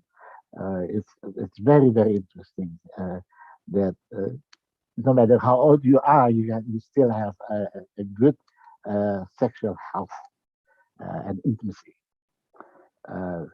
And the poll shows a good result too. Okay, now before the next thing that we are going to do here is open a discussion from the participants to the speakers. So you can use the Q&A and Q&A here at the Zoom link here, or you can just raise your hand and the speaker will respond to it. Any question? Or do you want to let me see. Is there any questions from? Okay, I don't know. Discussion is just to whom, but is when will PrEP be available in Indonesia? Oh, I think this should be addressed to Ibu Nadia as from the government. As a community member, how can we support elder people who living with HIV? Okay, May I give you the first opportunity to answer this, to respond this. Are you with me, May? Yes, I'm with you. Here's the question here, May. As Yeah. a community member, how can we support for elder people living with HIV? So it's a support for the elder people living with HIV. Yeah. Can I answer in Indonesian language? Yeah. Of course. Yeah, Bang Marcel, because it's easier for me to explain more deeply. Okay, thank you. Jadi kalau kita bicara mengenai mendukung orang tua yang hidup dengan HIV, sebenarnya pada konsep dasarnya menurut saya adalah bagaimana kita juga meng-unpack stigma kita terlebih dahulu terkait dengan HIV. Jadi ketika sudah unpack terkait dengan stigma, kita akan melihat mengubah cara pandang kita untuk melihat manusia seutuhnya. Jadi kalau misalnya sebenarnya kita tuh berharap itu kehidupan orang tua yang hidup dengan HIV itu juga punya kualitas hidup yang sama atau tidak atau mungkin lebih baik pada orang tua yang tidak hidup dengan HIV. Seharusnya itu sesuatu hal yang sama, bukan hal yang dibedakan. Sehingga how to support them, yang pertama adalah bagaimana kita menghilangkan dulu stigma terhadap HIV menurut saya, dan yang kedua adalah seperti halnya bagaimana kita mendukung orang tua kita, kakek nenek kita. Karena kalau misalnya kita lihat dari orang tua kita yang mungkin sudah tidak lagi bekerja ataupun mungkin masih aktif bekerja, pada dasarnya adalah bagaimana kita mendengarkan kebutuhan mereka. Ya, first thing that we need is to open our ears and listening to them. Gitu. Nah, dengan mendengar itu adalah suatu bentuk support, ya meskipun belum pada tahap aksi ya, masih pada saat kita mendengar, melihat, memahami. Kemudian apabila memang ada suatu effort yang bisa dilakukan adalah bagaimana kita membantu untuk mendukung kebutuhan mereka. Jadi setiap orang itu berbeda tentunya. Setiap orang berbeda apa yang mereka butuhkan sesuai dengan apa yang menjadi prioritas hidup mereka saat ini. Nah itu yang mungkin sistem-sistem itu atau dukungan-dukungan itu yang sedianya kita adakan dan kita berikan pilihan-pilihan kepada teman-teman orang yang hidup dengan HIV yang sudah berlanjut usia sehingga mereka bisa menikmati keutuhan kualitas hidup yang layak gitu. Start from unpack regarding stigma issues and also try to listen to them. And then if you have effort, if you have courage to support them and then provide the support based on their needs. Itu dari saya, Bang Marcel. Good, thank you. Jadi mau ada respon tentang pertanyaan ini atau gimana dukungan dari sebagai anggota komunitas untuk dukungan apa yang bisa diberikan kepada orang yang kondisi yang menua, ya menua sedang very quote. Ya, terima kasih Bung Marcel. Saya sependapat dengan Mbak Mei bahwa sebenarnya kita yang hidup dengan HIV itu tidak ingin diperlakukan secara khusus gitu. Jadi kalaupun kita tua dengan HIV, yang membedakan itu adalah ketika orang menjadi lansia itu sudah punya komorbid. Namun ketika si lansia tersebut ada HIV, tentu saja komorbidnya akan menjadi lebih parah. Jadi kalau ada lansia, dia bukan HIV, mungkin sakitnya sebulan sekali. Tapi kalau lansia, dia adalah ODA, mungkin sakitnya 2 minggu sekali atau seminggu sekali gitu. Jadi sebenarnya kita tidak ingin mendapatkan perlakuan khusus, tetapi memang ya perlakukanlah kami seperti lansia-lansia yang lainnya sih sebenarnya. Jadi tidak perlu dia adalah lansia dengan HIV, jadi harus diberikan perlakuan khusus. Nggak harus seperti itu juga. Karena ketika kita mendapatkan perlakuan khusus juga akhirnya kami juga merasa dipandang berbeda oleh orang lain. Itu sih, Bang Marcel. Thank you. Florence, do you have any? Do you want to respond to this question? As a community member, how can we support elder people living with HIV? I think as a community member, personally, there are various ways for which I can support, and I want to agree with the speakers before me, and just add the very critical role of our voices and evidence. So our participation in research, our participation in creating evidence that can be used for change in policy that can work for us and changes in service delivery that can work for us. So if there are challenges, to find opportunities and spaces to create those in a way that there's data that can be used for advocacy, that can be used for change. So it may not be the direct one-on-one support, but I have seen that it creates a much lasting change when you have some of these issues and gaps addressed at policy level or at program level in your country, that then it impacts a bigger and a wider range of people. So we don't speak enough for older people living with HIV in terms of the requirements around policy.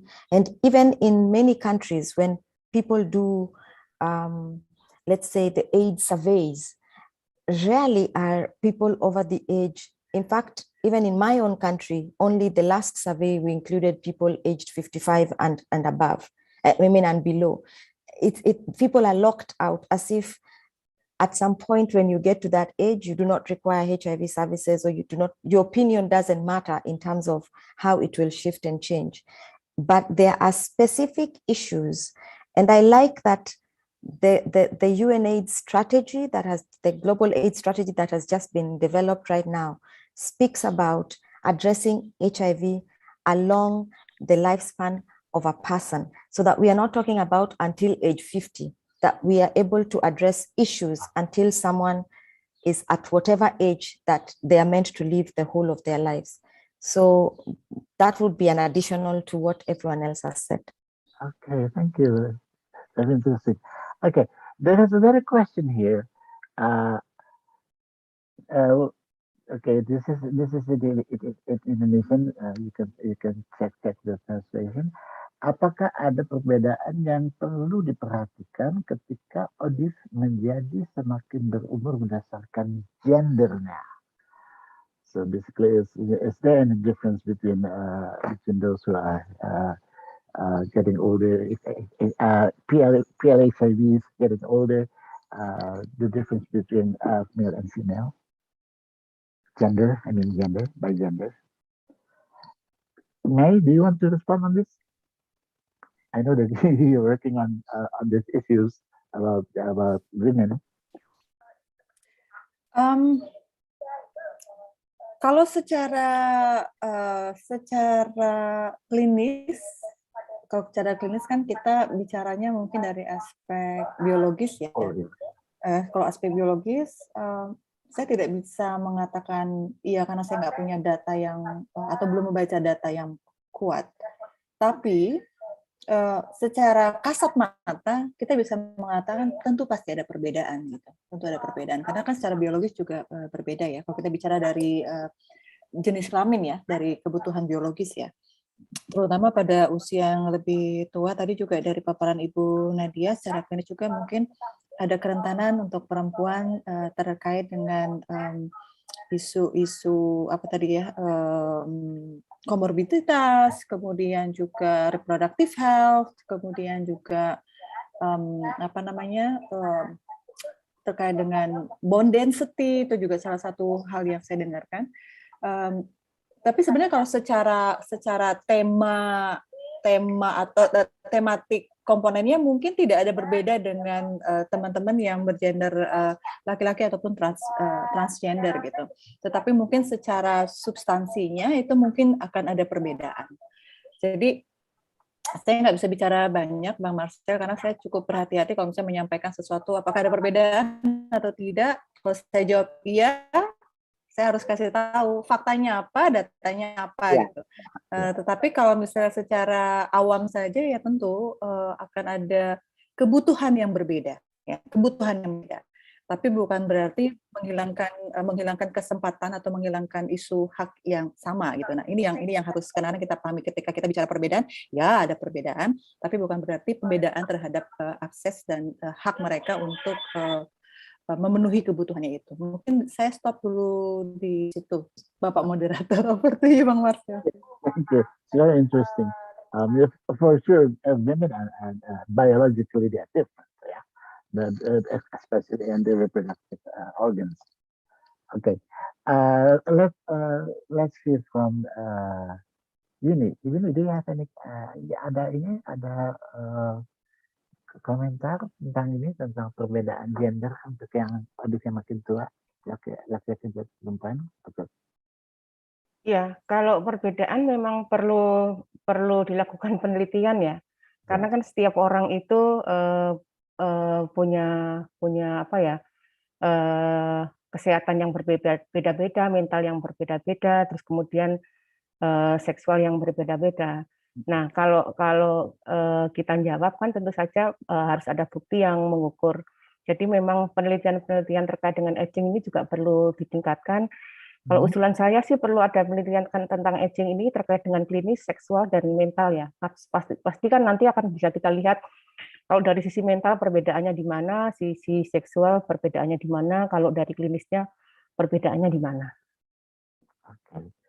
Florence, do you have any comment on this? Mine would be just to agree with both May and Christine that there's very little evidence for which to speak to, and more needs to be done. However, to just speak to acknowledging that we are all, because of our genderness, a bit different from the issues that we bring across, and the health needs that we may have. For example, for women, there's a whole component about menopause that comes with aging. That's a different ballgame. So there are those that are just generally there that we have to acknowledge and begin to start discussions around and supporting women when they get to that age to understand better their bodies and what they could do to manage those other issues that come up with aging. Additionally, I would say, I think even away from the biomedical issues and the science of the body, they're just the predispositions of our society that we exist in that already, because of gender, puts different people differently. And those, I mean, are compounded with aging. It will probably be easier in some ways for an older woman to do different things than for an older man, and vice versa. And that is just because of how the society makes certain things possible. It's easier for an older man to find a young woman and walk around with. It's really hard for an older woman to do the same. You're judged more and it's harder then. So there are things that also are social, and we can't run away from that, whether there's research yet available or not, but we can begin to speak to. Thanks. So in other words, we need more studies on this issue, right?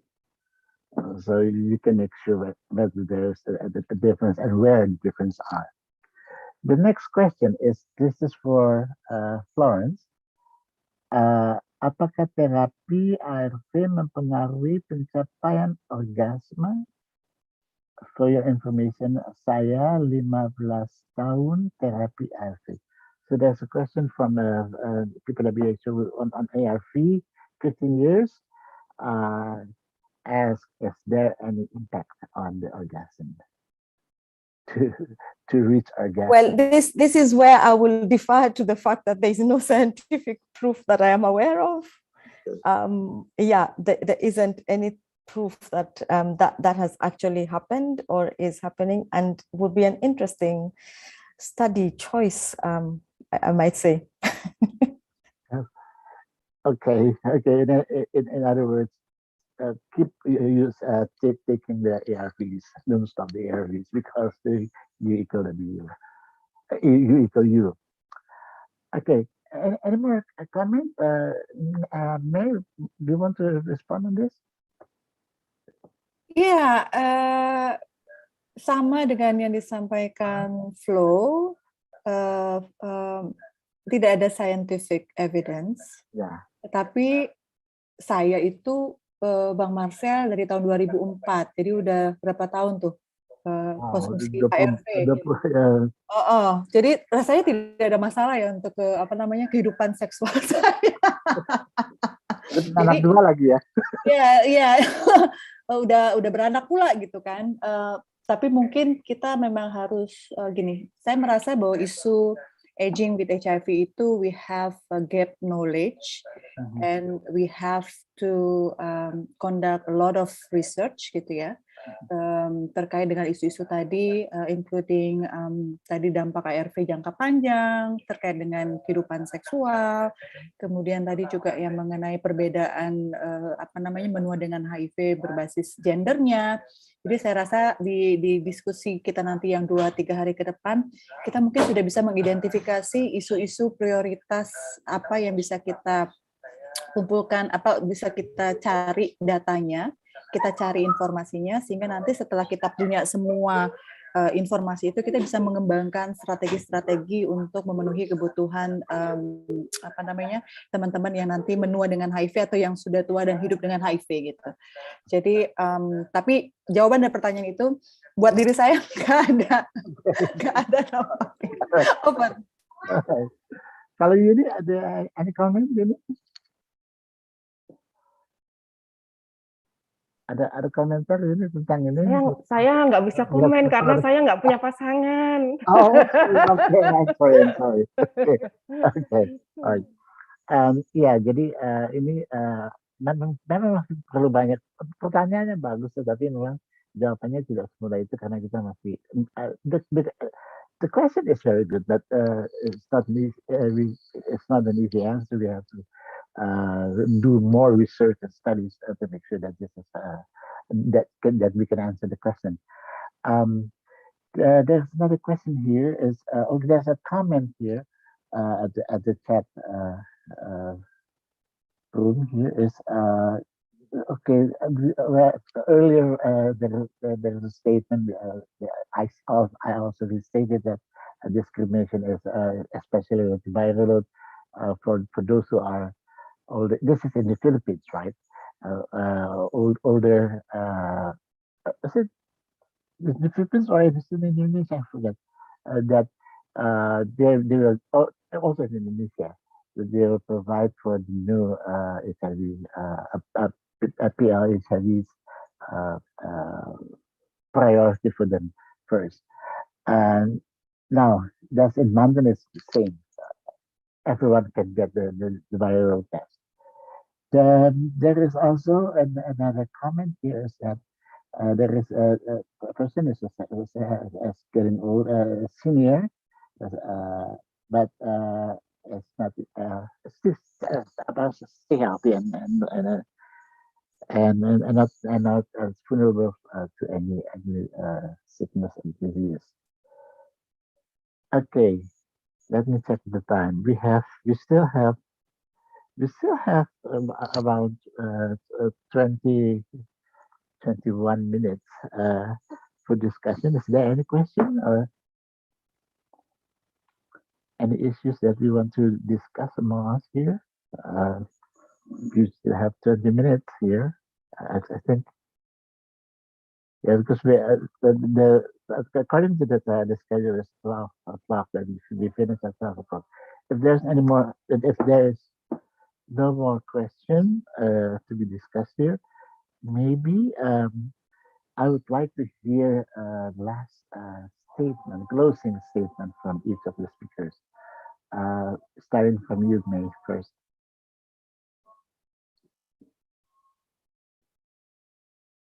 Yeah, thank you, Bang Marcel, the moderator. Last statement ya, Bang Marcel ya. Jadi isu menua dengan HIV sebenarnya bukanlah isu yang lama ya. Bukan isu yang baru, tapi sudah lama sebenarnya diangkat dan dibahas, tapi tidak benar-benar diseriusin gitu untuk dikerjain. Nah, ini mungkin karena kita ada momentum yang sangat baik di hari ini dan juga nanti 2 hari ke depan, bahwa ini diangkat khususnya di tingkat nasional Indonesia ya. Mari kita mulai bersama-sama untuk melihat di mana area-area yang bisa kita kembangkan untuk kita dukung bagi teman-teman lanjut usia yang hidup dengan HIV. Tapi tentunya semuanya bagi saya dan organisasi kami Jaring Indonesia Positif semuanya harus berbasis bukti, berbasis fakta, berbasis informasi yang akurat sehingga yang kita sediakan atau yang kita berikan dukungan itu sesuai dengan kebutuhan teman-teman. Nah, selain itu juga saya juga sangat mengamini mengenai patient centered approach dan differentiated care. Jadi setiap orang tentu punya kebutuhan yang berbeda. Laki-laki, perempuan, teman-teman transgender, kemudian belum lagi yang dengan berlatar belakang populasi kunci ataupun berlatar belakang populasi rentan. Jadi kita tidak bisa menghadirkan satu menu yang sama untuk semua, tetapi kita melakukan beberapa pendekatan yang berbeda untuk memastikan semua teman-teman memiliki pilihan untuk memenuhi kebutuhan sehingga mencapai kualitas hidup yang baik. Kemudian yang terakhir, sebenarnya nggak terakhir, sebenarnya banyak ya, pesan-pesan kunci itu tuh banyak sekali, tapi yang paling penting adalah bagaimana kita terus menyuarakan kebutuhan dari teman-teman orang dengan HIV, termasuk teman-teman yang menua dengan HIV, terkait dengan sustainability atau keberlanjutan ketersediaan pengobatan HIV, kemudian ketersediaan alat pencegahan HIV, bagi yang mereka yang membutuhkan sehingga mereka juga masih bisa menikmati kehidupan seksualitas yang sehat dan nyaman. Kemudian juga kita bagaimana memastikan mereka tidak terstigma dan diskriminasi sehingga juga akhirnya mereka bisa menurunkan viral load hingga tidak tersupresi sehingga campaign U=U tidak terdeteksi sama dengan tidak menularkan itu juga bisa kita gaungkan secara terus-menerus. Itu aja. Bang Marcel, thank you so much. Thank you. Ini closing statement-nya ada? Ya, kalau dari saya ini lebih kepada saya pribadi ya, bukan mengatasnamakan lansia yang lainnya gitu. Kalau saya pribadi itu masih masih merindukan studi terkait dengan aging gitu. Karena saya sendiri secara pribadi itu selalu bertanya-tanya berapa lama sih efektif ARV di dalam tubuh saya gitu. Dan ketika saya bertanya ke orang lain, belum tentu ada orang lain yang minum ARV-nya itu di atas saya gitu. Jadi itu selalu membayangi pikiran saya. Nah, sebenarnya itu ke mental health ya. Jadi itu secara saya pribadi ya, tidak mengatasnamakan lansia. Jadi saya berharap sih banyak studi-studi yang bisa dilakukan ya terkait dengan aging ini supaya supaya ya membantu meringankan beban mental saya gitu. Itu sih. Oke, terima kasih. Florence, any closing statement, please?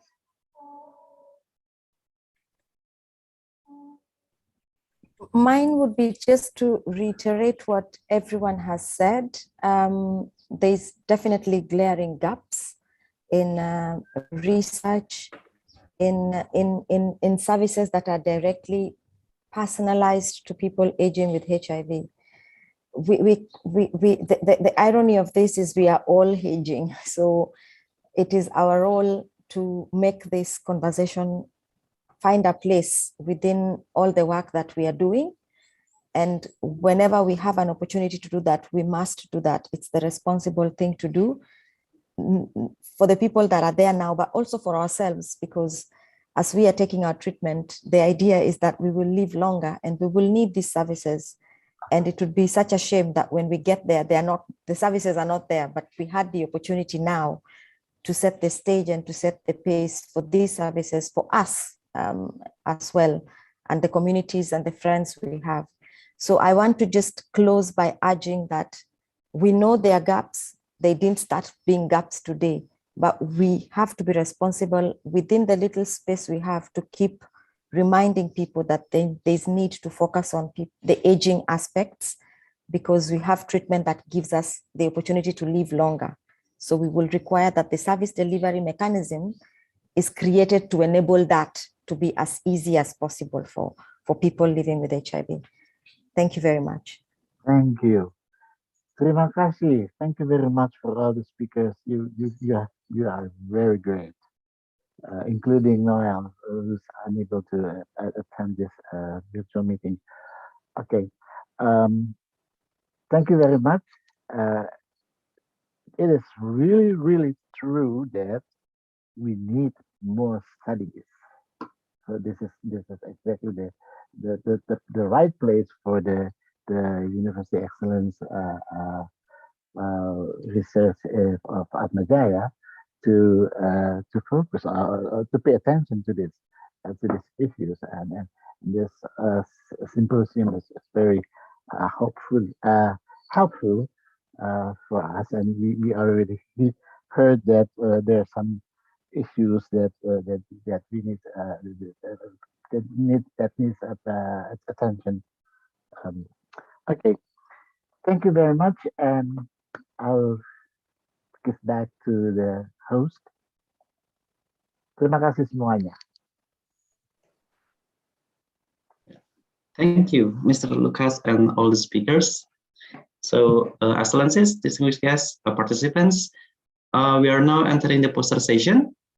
So for the next 60 minutes, we are going to present you with pre-recorded videos from participants who have submitted the abstracts. There are a total of 5 videos for this panel session. The first is from Satiti Ratno Pujiati, Alessandro Alfieri, Devi Artami Susetiati, Nurwestu Rusetianti, Agnia Purnama Putri, with abstract title Frequencies of STIs and Mukukutanyu Manifestations in Elderly HIV Patients in Yogyakarta. The second one is from Nur Aini Yiji Simanla Hussein with abstract title Policy Analysis on HIV Regulation of the Province of South Sulawesi, Critical Analysis on a Gender Methodology. The third one is from Via Dolorosa Halilintar with abstract title Relationship between Knowledge and Socio-Demographic Characteristic with Stigmatizing Behavior Towards People Living with HIV/AIDS. The fourth one is from Lusa Rohmawati with abstract title, Knowledge of HIV/AIDS Among Young Adults Through Media Leaflet, I Am Proud to Know. And the fifth one, the last one, is from Lalu Faris Naufal Makroja with abstract title, The Influence of Sasak Tribe Indigenous Knowledge in Creating a Safe Community for People Living with HIV/AIDS. So each poster will be presented for around 10 minutes. There will be no special session for Q&A. So if you have any questions during the presentation, please deliver them using the chat feature. Again, not the Q&A, but the chat feature. And the presenters will be available to answer your questions. So for your information, we have also uploaded the e-posters to our website. So if you have difficulty in reading the content, please kindly visit our website at uais2021.org. Questions and comments can also be delivered through the website later on after the symposium. So, Excellencies, distinguished guests, participants, please enjoy the presentation and see you at the next session at 1 p.m.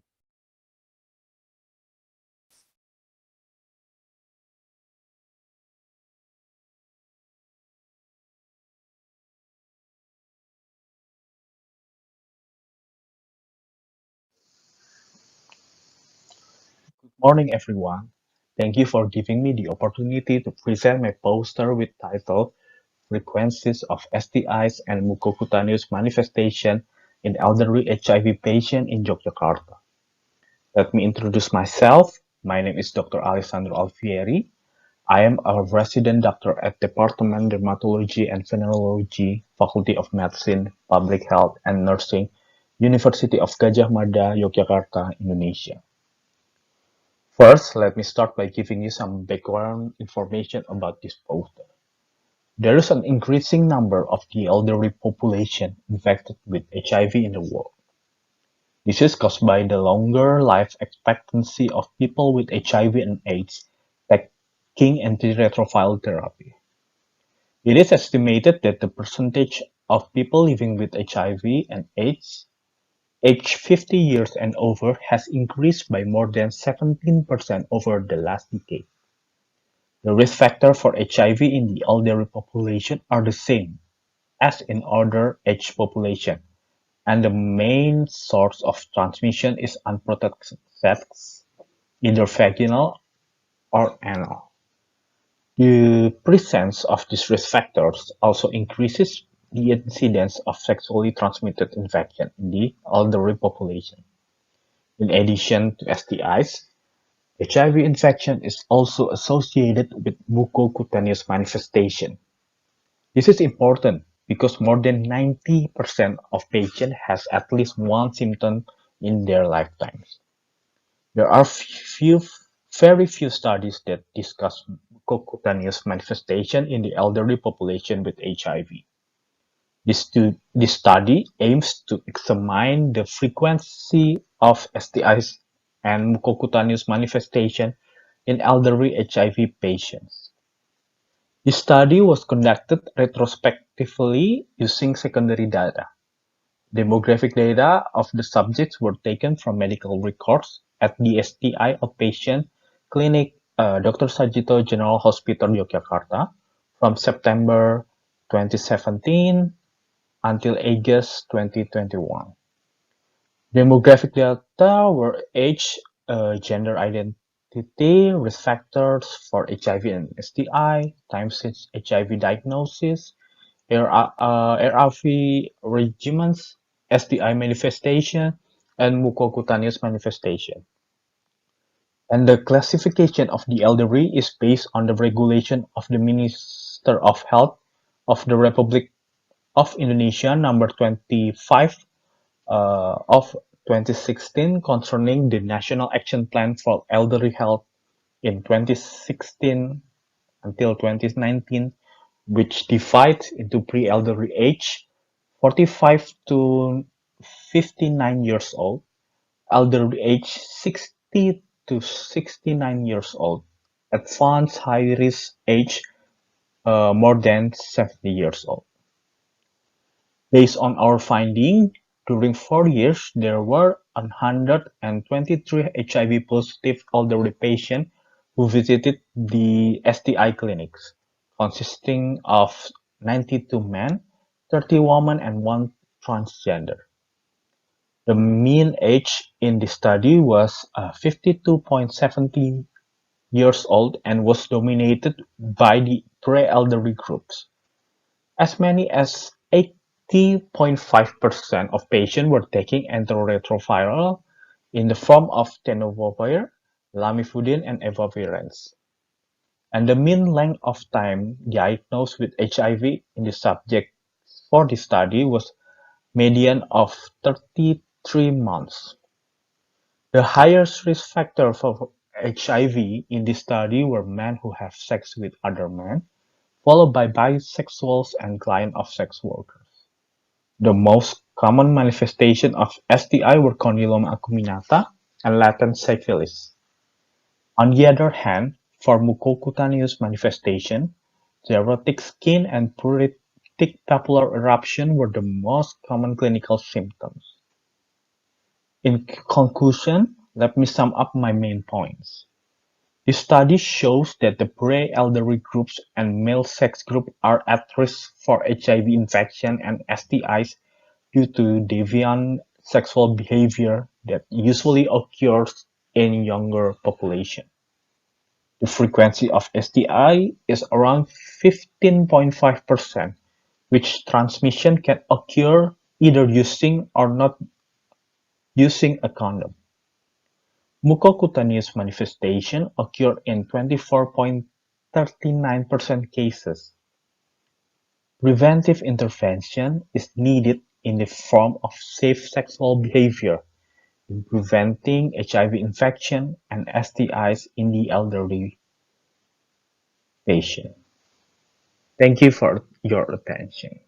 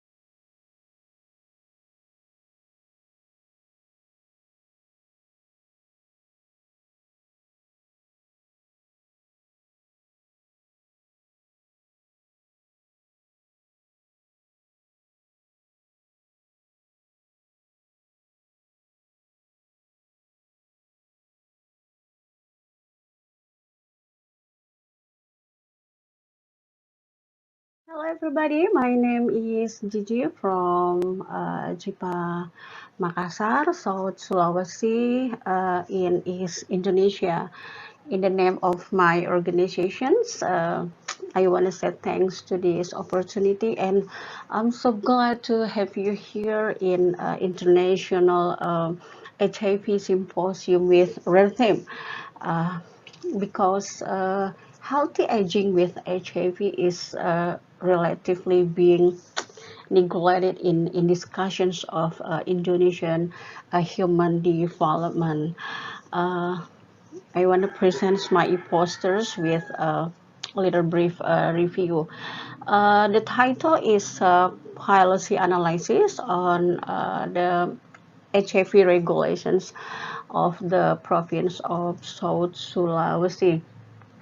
Critical analysis on gender methodology is language I use to introduce and promote the themes of feminism and intersectionality to develop our existing qualitative gender research on the local regulation. The background is the existing local HIV regulations of the province of South Sulawesi number 4 year 2010 is discriminative policy. Shortage of ARV problem, and I think it happened again in a COVID-19 pandemic, become our reasons in conducting this analysis. And our gender research is our effort in seeking the correlations between our member problems related gender bias and the existing HIV policy response to the problem objectively. Gender methodology become our important needs to develop.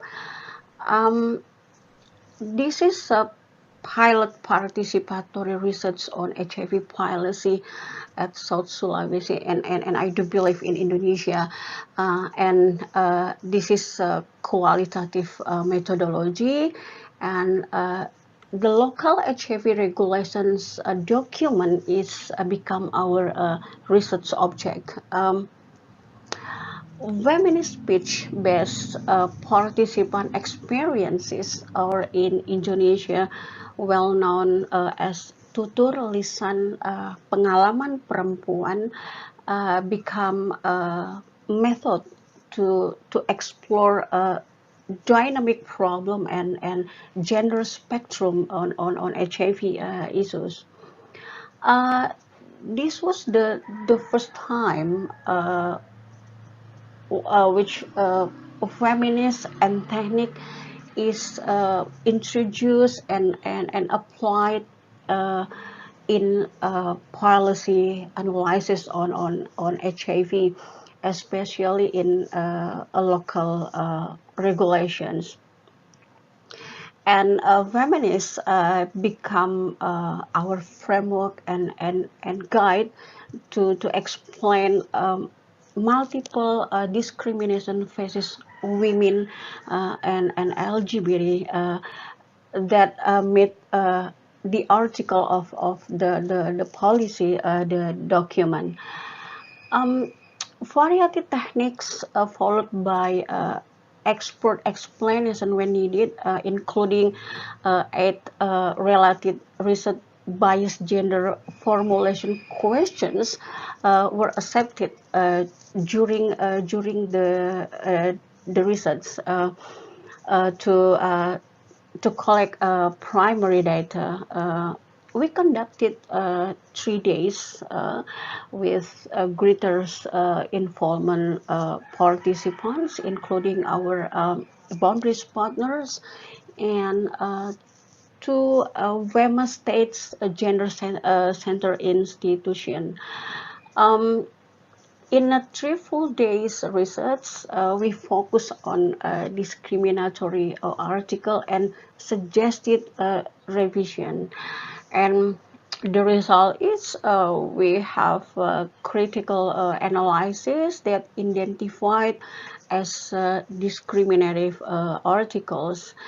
And I'm so happy because all participants agreed that feminist is a more sensitive method to analyze gender bias on or discriminations on HIV policy. The conclusions is we can accept and reaffirms that feminists strengthen our gender research on the local regulations, and we can break myths related data collection technique in gender research at a local level of the province of South Sulawesi. That's all my presentation, and I need your autocritics to improve my gender research skill. And I want to close my presentations by saying being older proof that you are a really hero of your life and your beloved people around you. Stay healthy and always keep in solidarity, and happy symposium, and thank you for watching.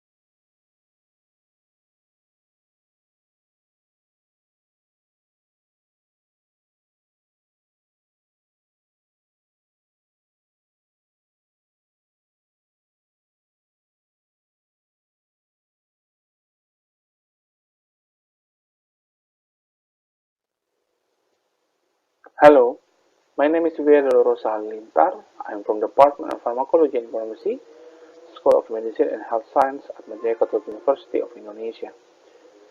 Right now, I would like to present my study about, or with title, Relationship between Knowledge and Socio-Demographic Characteristics with Stigmatizing Behavior Towards People Living with HIV/AIDS.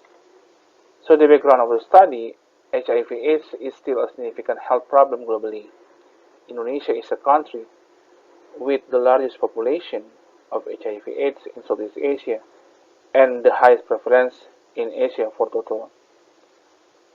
It is estimated that the current prevalence of HIV/AIDS in Indonesia is around 0.1% of the total population. People with HIV/AIDS are often discriminated against from the general public and healthcare providers. Discrimination can hinder treatment patterns and worsen the social dynamics of people who live with HIV/AIDS. Discrimination by health workers will make patients reluctant to take treatment of health services. Furthermore, discrimination at the level of health facilities will make it difficult for people who suspected with HIV/AIDS to be detected from the beginning. The discrimination that is achieved cannot be separated from the negative stigma that develops in society. Research that conducted by David et al. at 2020 showed that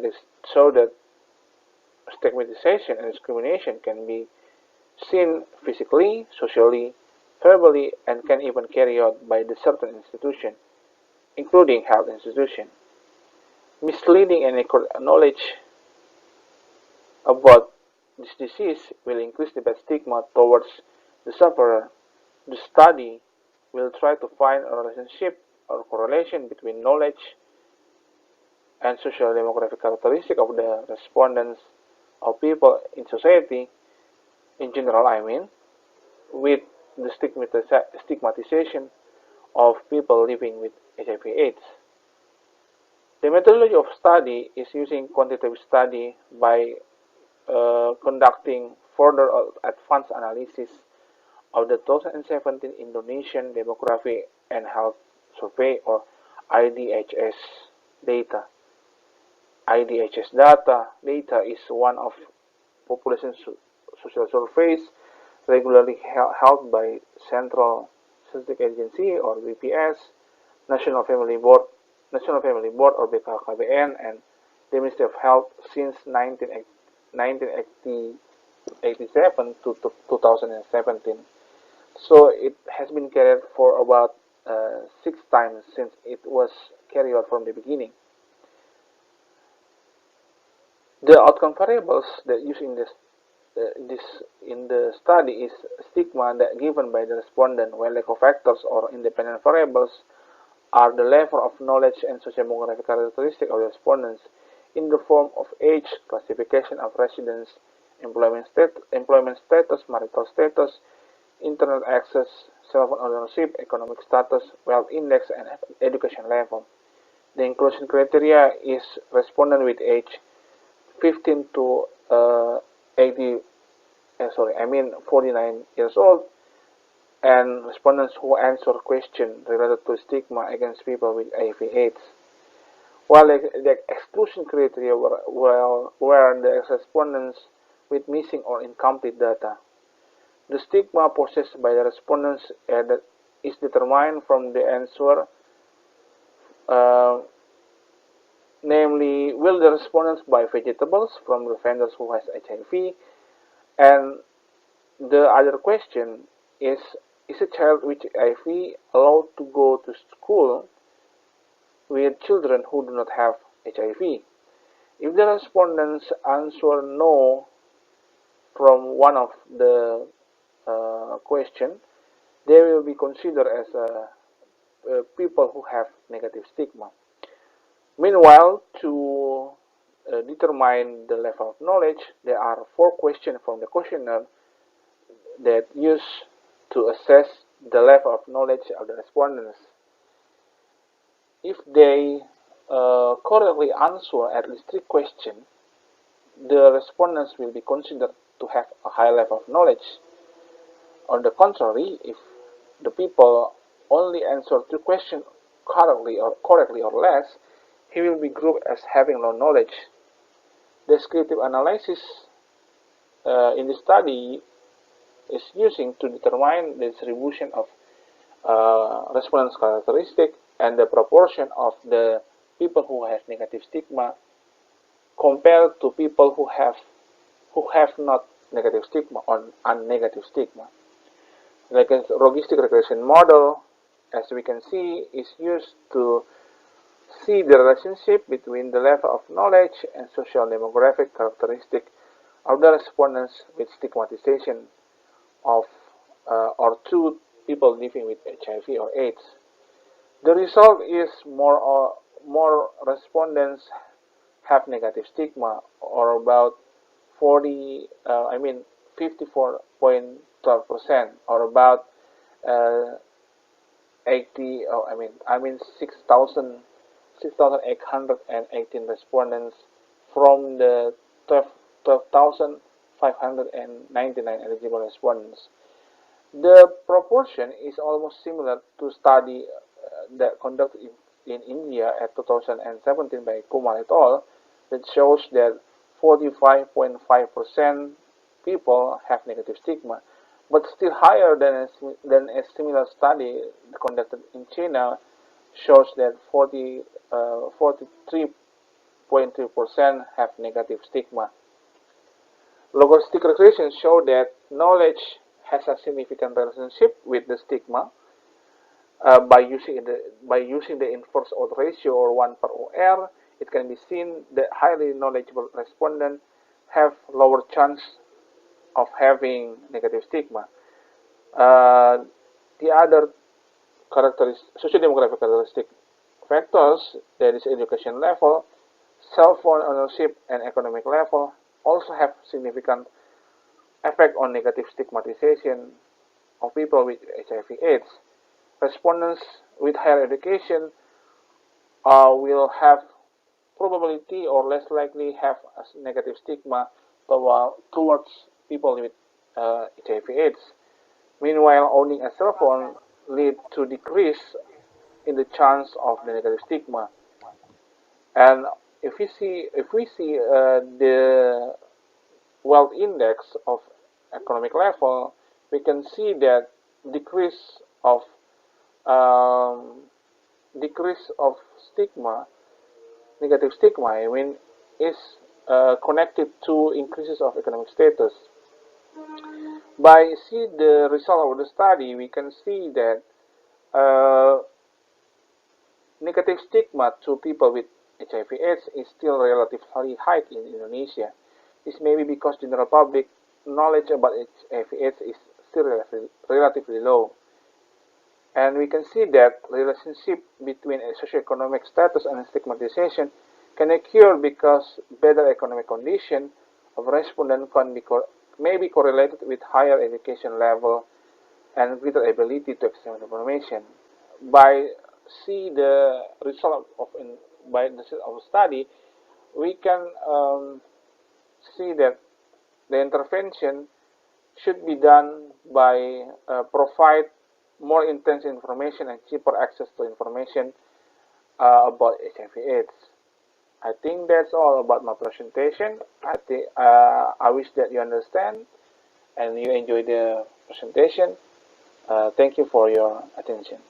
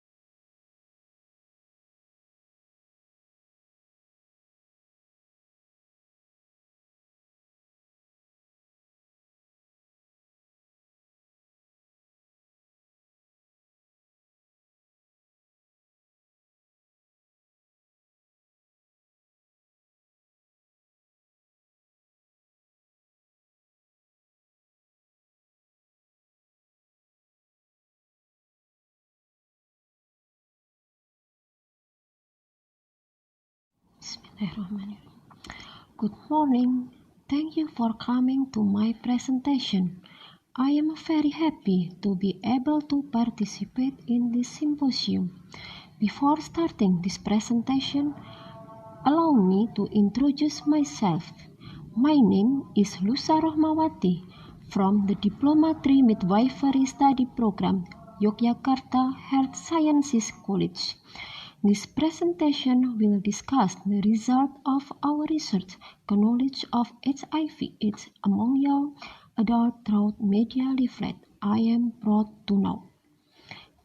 Background: increasing case of HIV/AIDS in the age group 20 until 49 years. One indicator of efforts to control HIV/AIDS in the MDGs is the prevalence of less than 0.5% in the 15 until 24-year age group. Some Indonesian youth practice risky behavior but do not have adequate knowledge to prevent HIV transmission. Research show that knowledge about HIV/AIDS at the age of 15 until 24 years has heard about HIV/AIDS but not comprehensively and correctly. I am proud to know is a public education designed to increase true and comprehensive knowledge about HIV/AIDS to young people aged 15 until 24 years. The contents of the message are a strong soul, no drugs, a pure soul, no free sex, no HIV, no AIDS. Leaflet media is considered effective for conveying message in a short, simple, and inexpensive way, and the target can learn independently and view the content of the message at a leisurely time. Purpose: to find out the knowledge of HIV/AIDS among young adults before and after being given the I am proud to know leaflet. Method: pre-experimental research with one group pre-test post-test design approach. The research population is young adult in Pandes to Wonokromo, Pleret, Bantul in 2021 as many as 51 young adults. The sample technique was an accidental sampling with a total sample of 22 young adults. The research data use primary and secondary data. The instrument is a closed questionnaire about knowledge of HIV/AIDS through the media leaflet I am proud to know. Univariate data analysis is present in the distribution of frequency and percentage, while bivariate analysis use paired sample tests. Result: knowledge of HIV/AIDS among young adults before being given the leaflet I am proud to know is in the Savian category 54%. Knowledge of HIV/AIDS among young adults after being given the leaflet I am proud to know is in a good category 73%.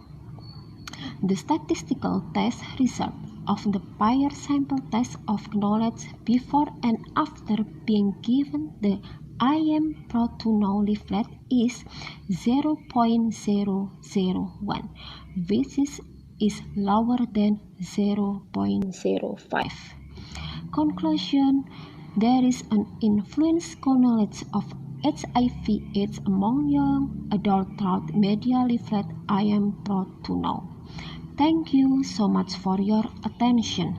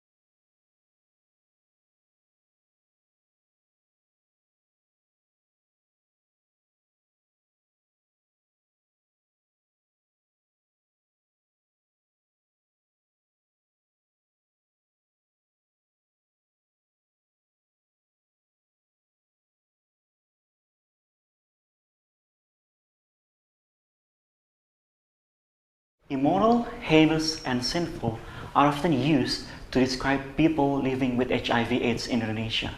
As a country that upholds substantial religious values, they face a resolute negative view. The moral burden, stigmatization, and discrimination that they face become major hurdles for people to get tested. If people don't get tested, they won't receive any treatment at all, let alone adequate treatment. This is why in 2020, Indonesia recorded 24,000 AIDS-related deaths. That is a 100% surge from 12,000 in 2010. This is why Indonesia is the fastest growing HIV epidemic in the world. The Indonesian Ministry of Health in 2021 reported that there are 7.9% people living with HIV/AIDS aged 50 and above. They experience higher risk of comorbid diseases, which resulted in higher mortality rates, ranging from 1.7 to 7 times higher compared to their uninfected counterparts. So I believe that we can clearly see how devastatingly impactful stigma is in Indonesia. But, and this is a big but, what if we can find a traditional knowledge that can create a utopia or a safe haven for people living with HIV/AIDS? And we found one. The traditional knowledge can be found in Sasak indigenous community in Lombok. So naturally, we explored and delved deeper into this precious traditional knowledge. We conducted a preliminary qualitative study in Sikur, East Lombok, Indonesia, by doing case study, in-depth interview, and focus group discussion with the locals, ranging from community leaders, healthcare workers, people with HIV/AIDS themselves, and also just the ordinary local community member. And what we found was astounding. Besiru derived from the word siru, which in local dialect means mutual, manifests in mutual understanding and mutual respect among community members. When traced in this community, there were 23 phrases of Besiru. In some other community in other part of Lombok, they even have more. But all of those phrases echo the same humanistic values: mutual respect, mutual understanding, and mutual cooperation among community members, and to treat the community members as one big family. We found there were 16 relevant phrases of Besiru, like saling tulu, which means to help each other as servants of God, saling asah, asu, and asi, which literally translated to lead, to remind, and to take care your community, rai, which means to empathize, and saling ajenang, which means to mutually respect one another. After conducting in-depth interview and focus group discussion, we identified 3 major themes. The first one is the knowledge, the second one is stigma, and the third one is compliance and community engagement. The knowledge. Generally, each member of this community, they have proper knowledge regarding Besiru. They might not know all of the phrases of Besiru, or they might not know verbatim what are the phrases of Besiru themselves, but they understand what are the essences of Besiru. And the second one is stigma. We interviewed and conducted focus group discussion with people living with HIV/AIDS. There was one shocking answer. This person, nobody had any idea about their HIV status, but in their own words, they said that had people known about their HIV status, they believe that they wouldn't have reacted differently and they wouldn't have discriminated against this person. And this person would still be very safe in this community. When other community members asked about stigma, they had the same idea that to discriminate against other people is actually against the will of God and is actually a sin. So this is actually quite surprising. The third one is compliance and community engagement. One of the health workers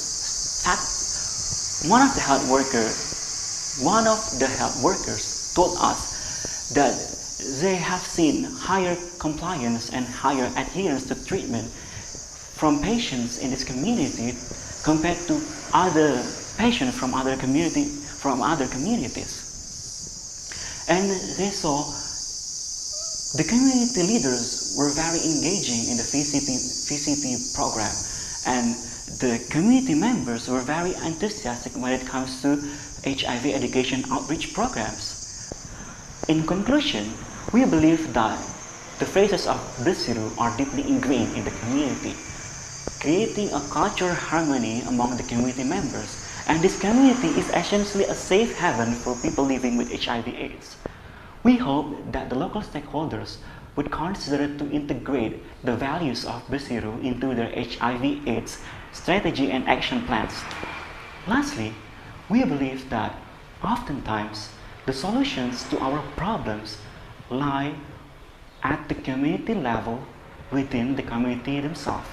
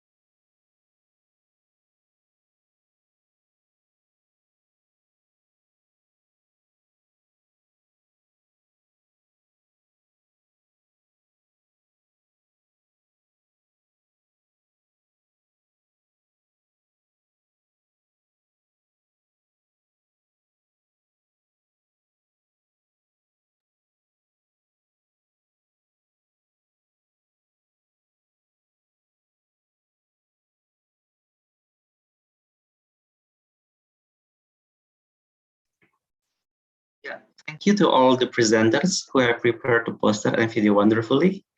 So participants, the next session is going to start at 1 p.m. We are going to have a momentary break for around 15 minutes.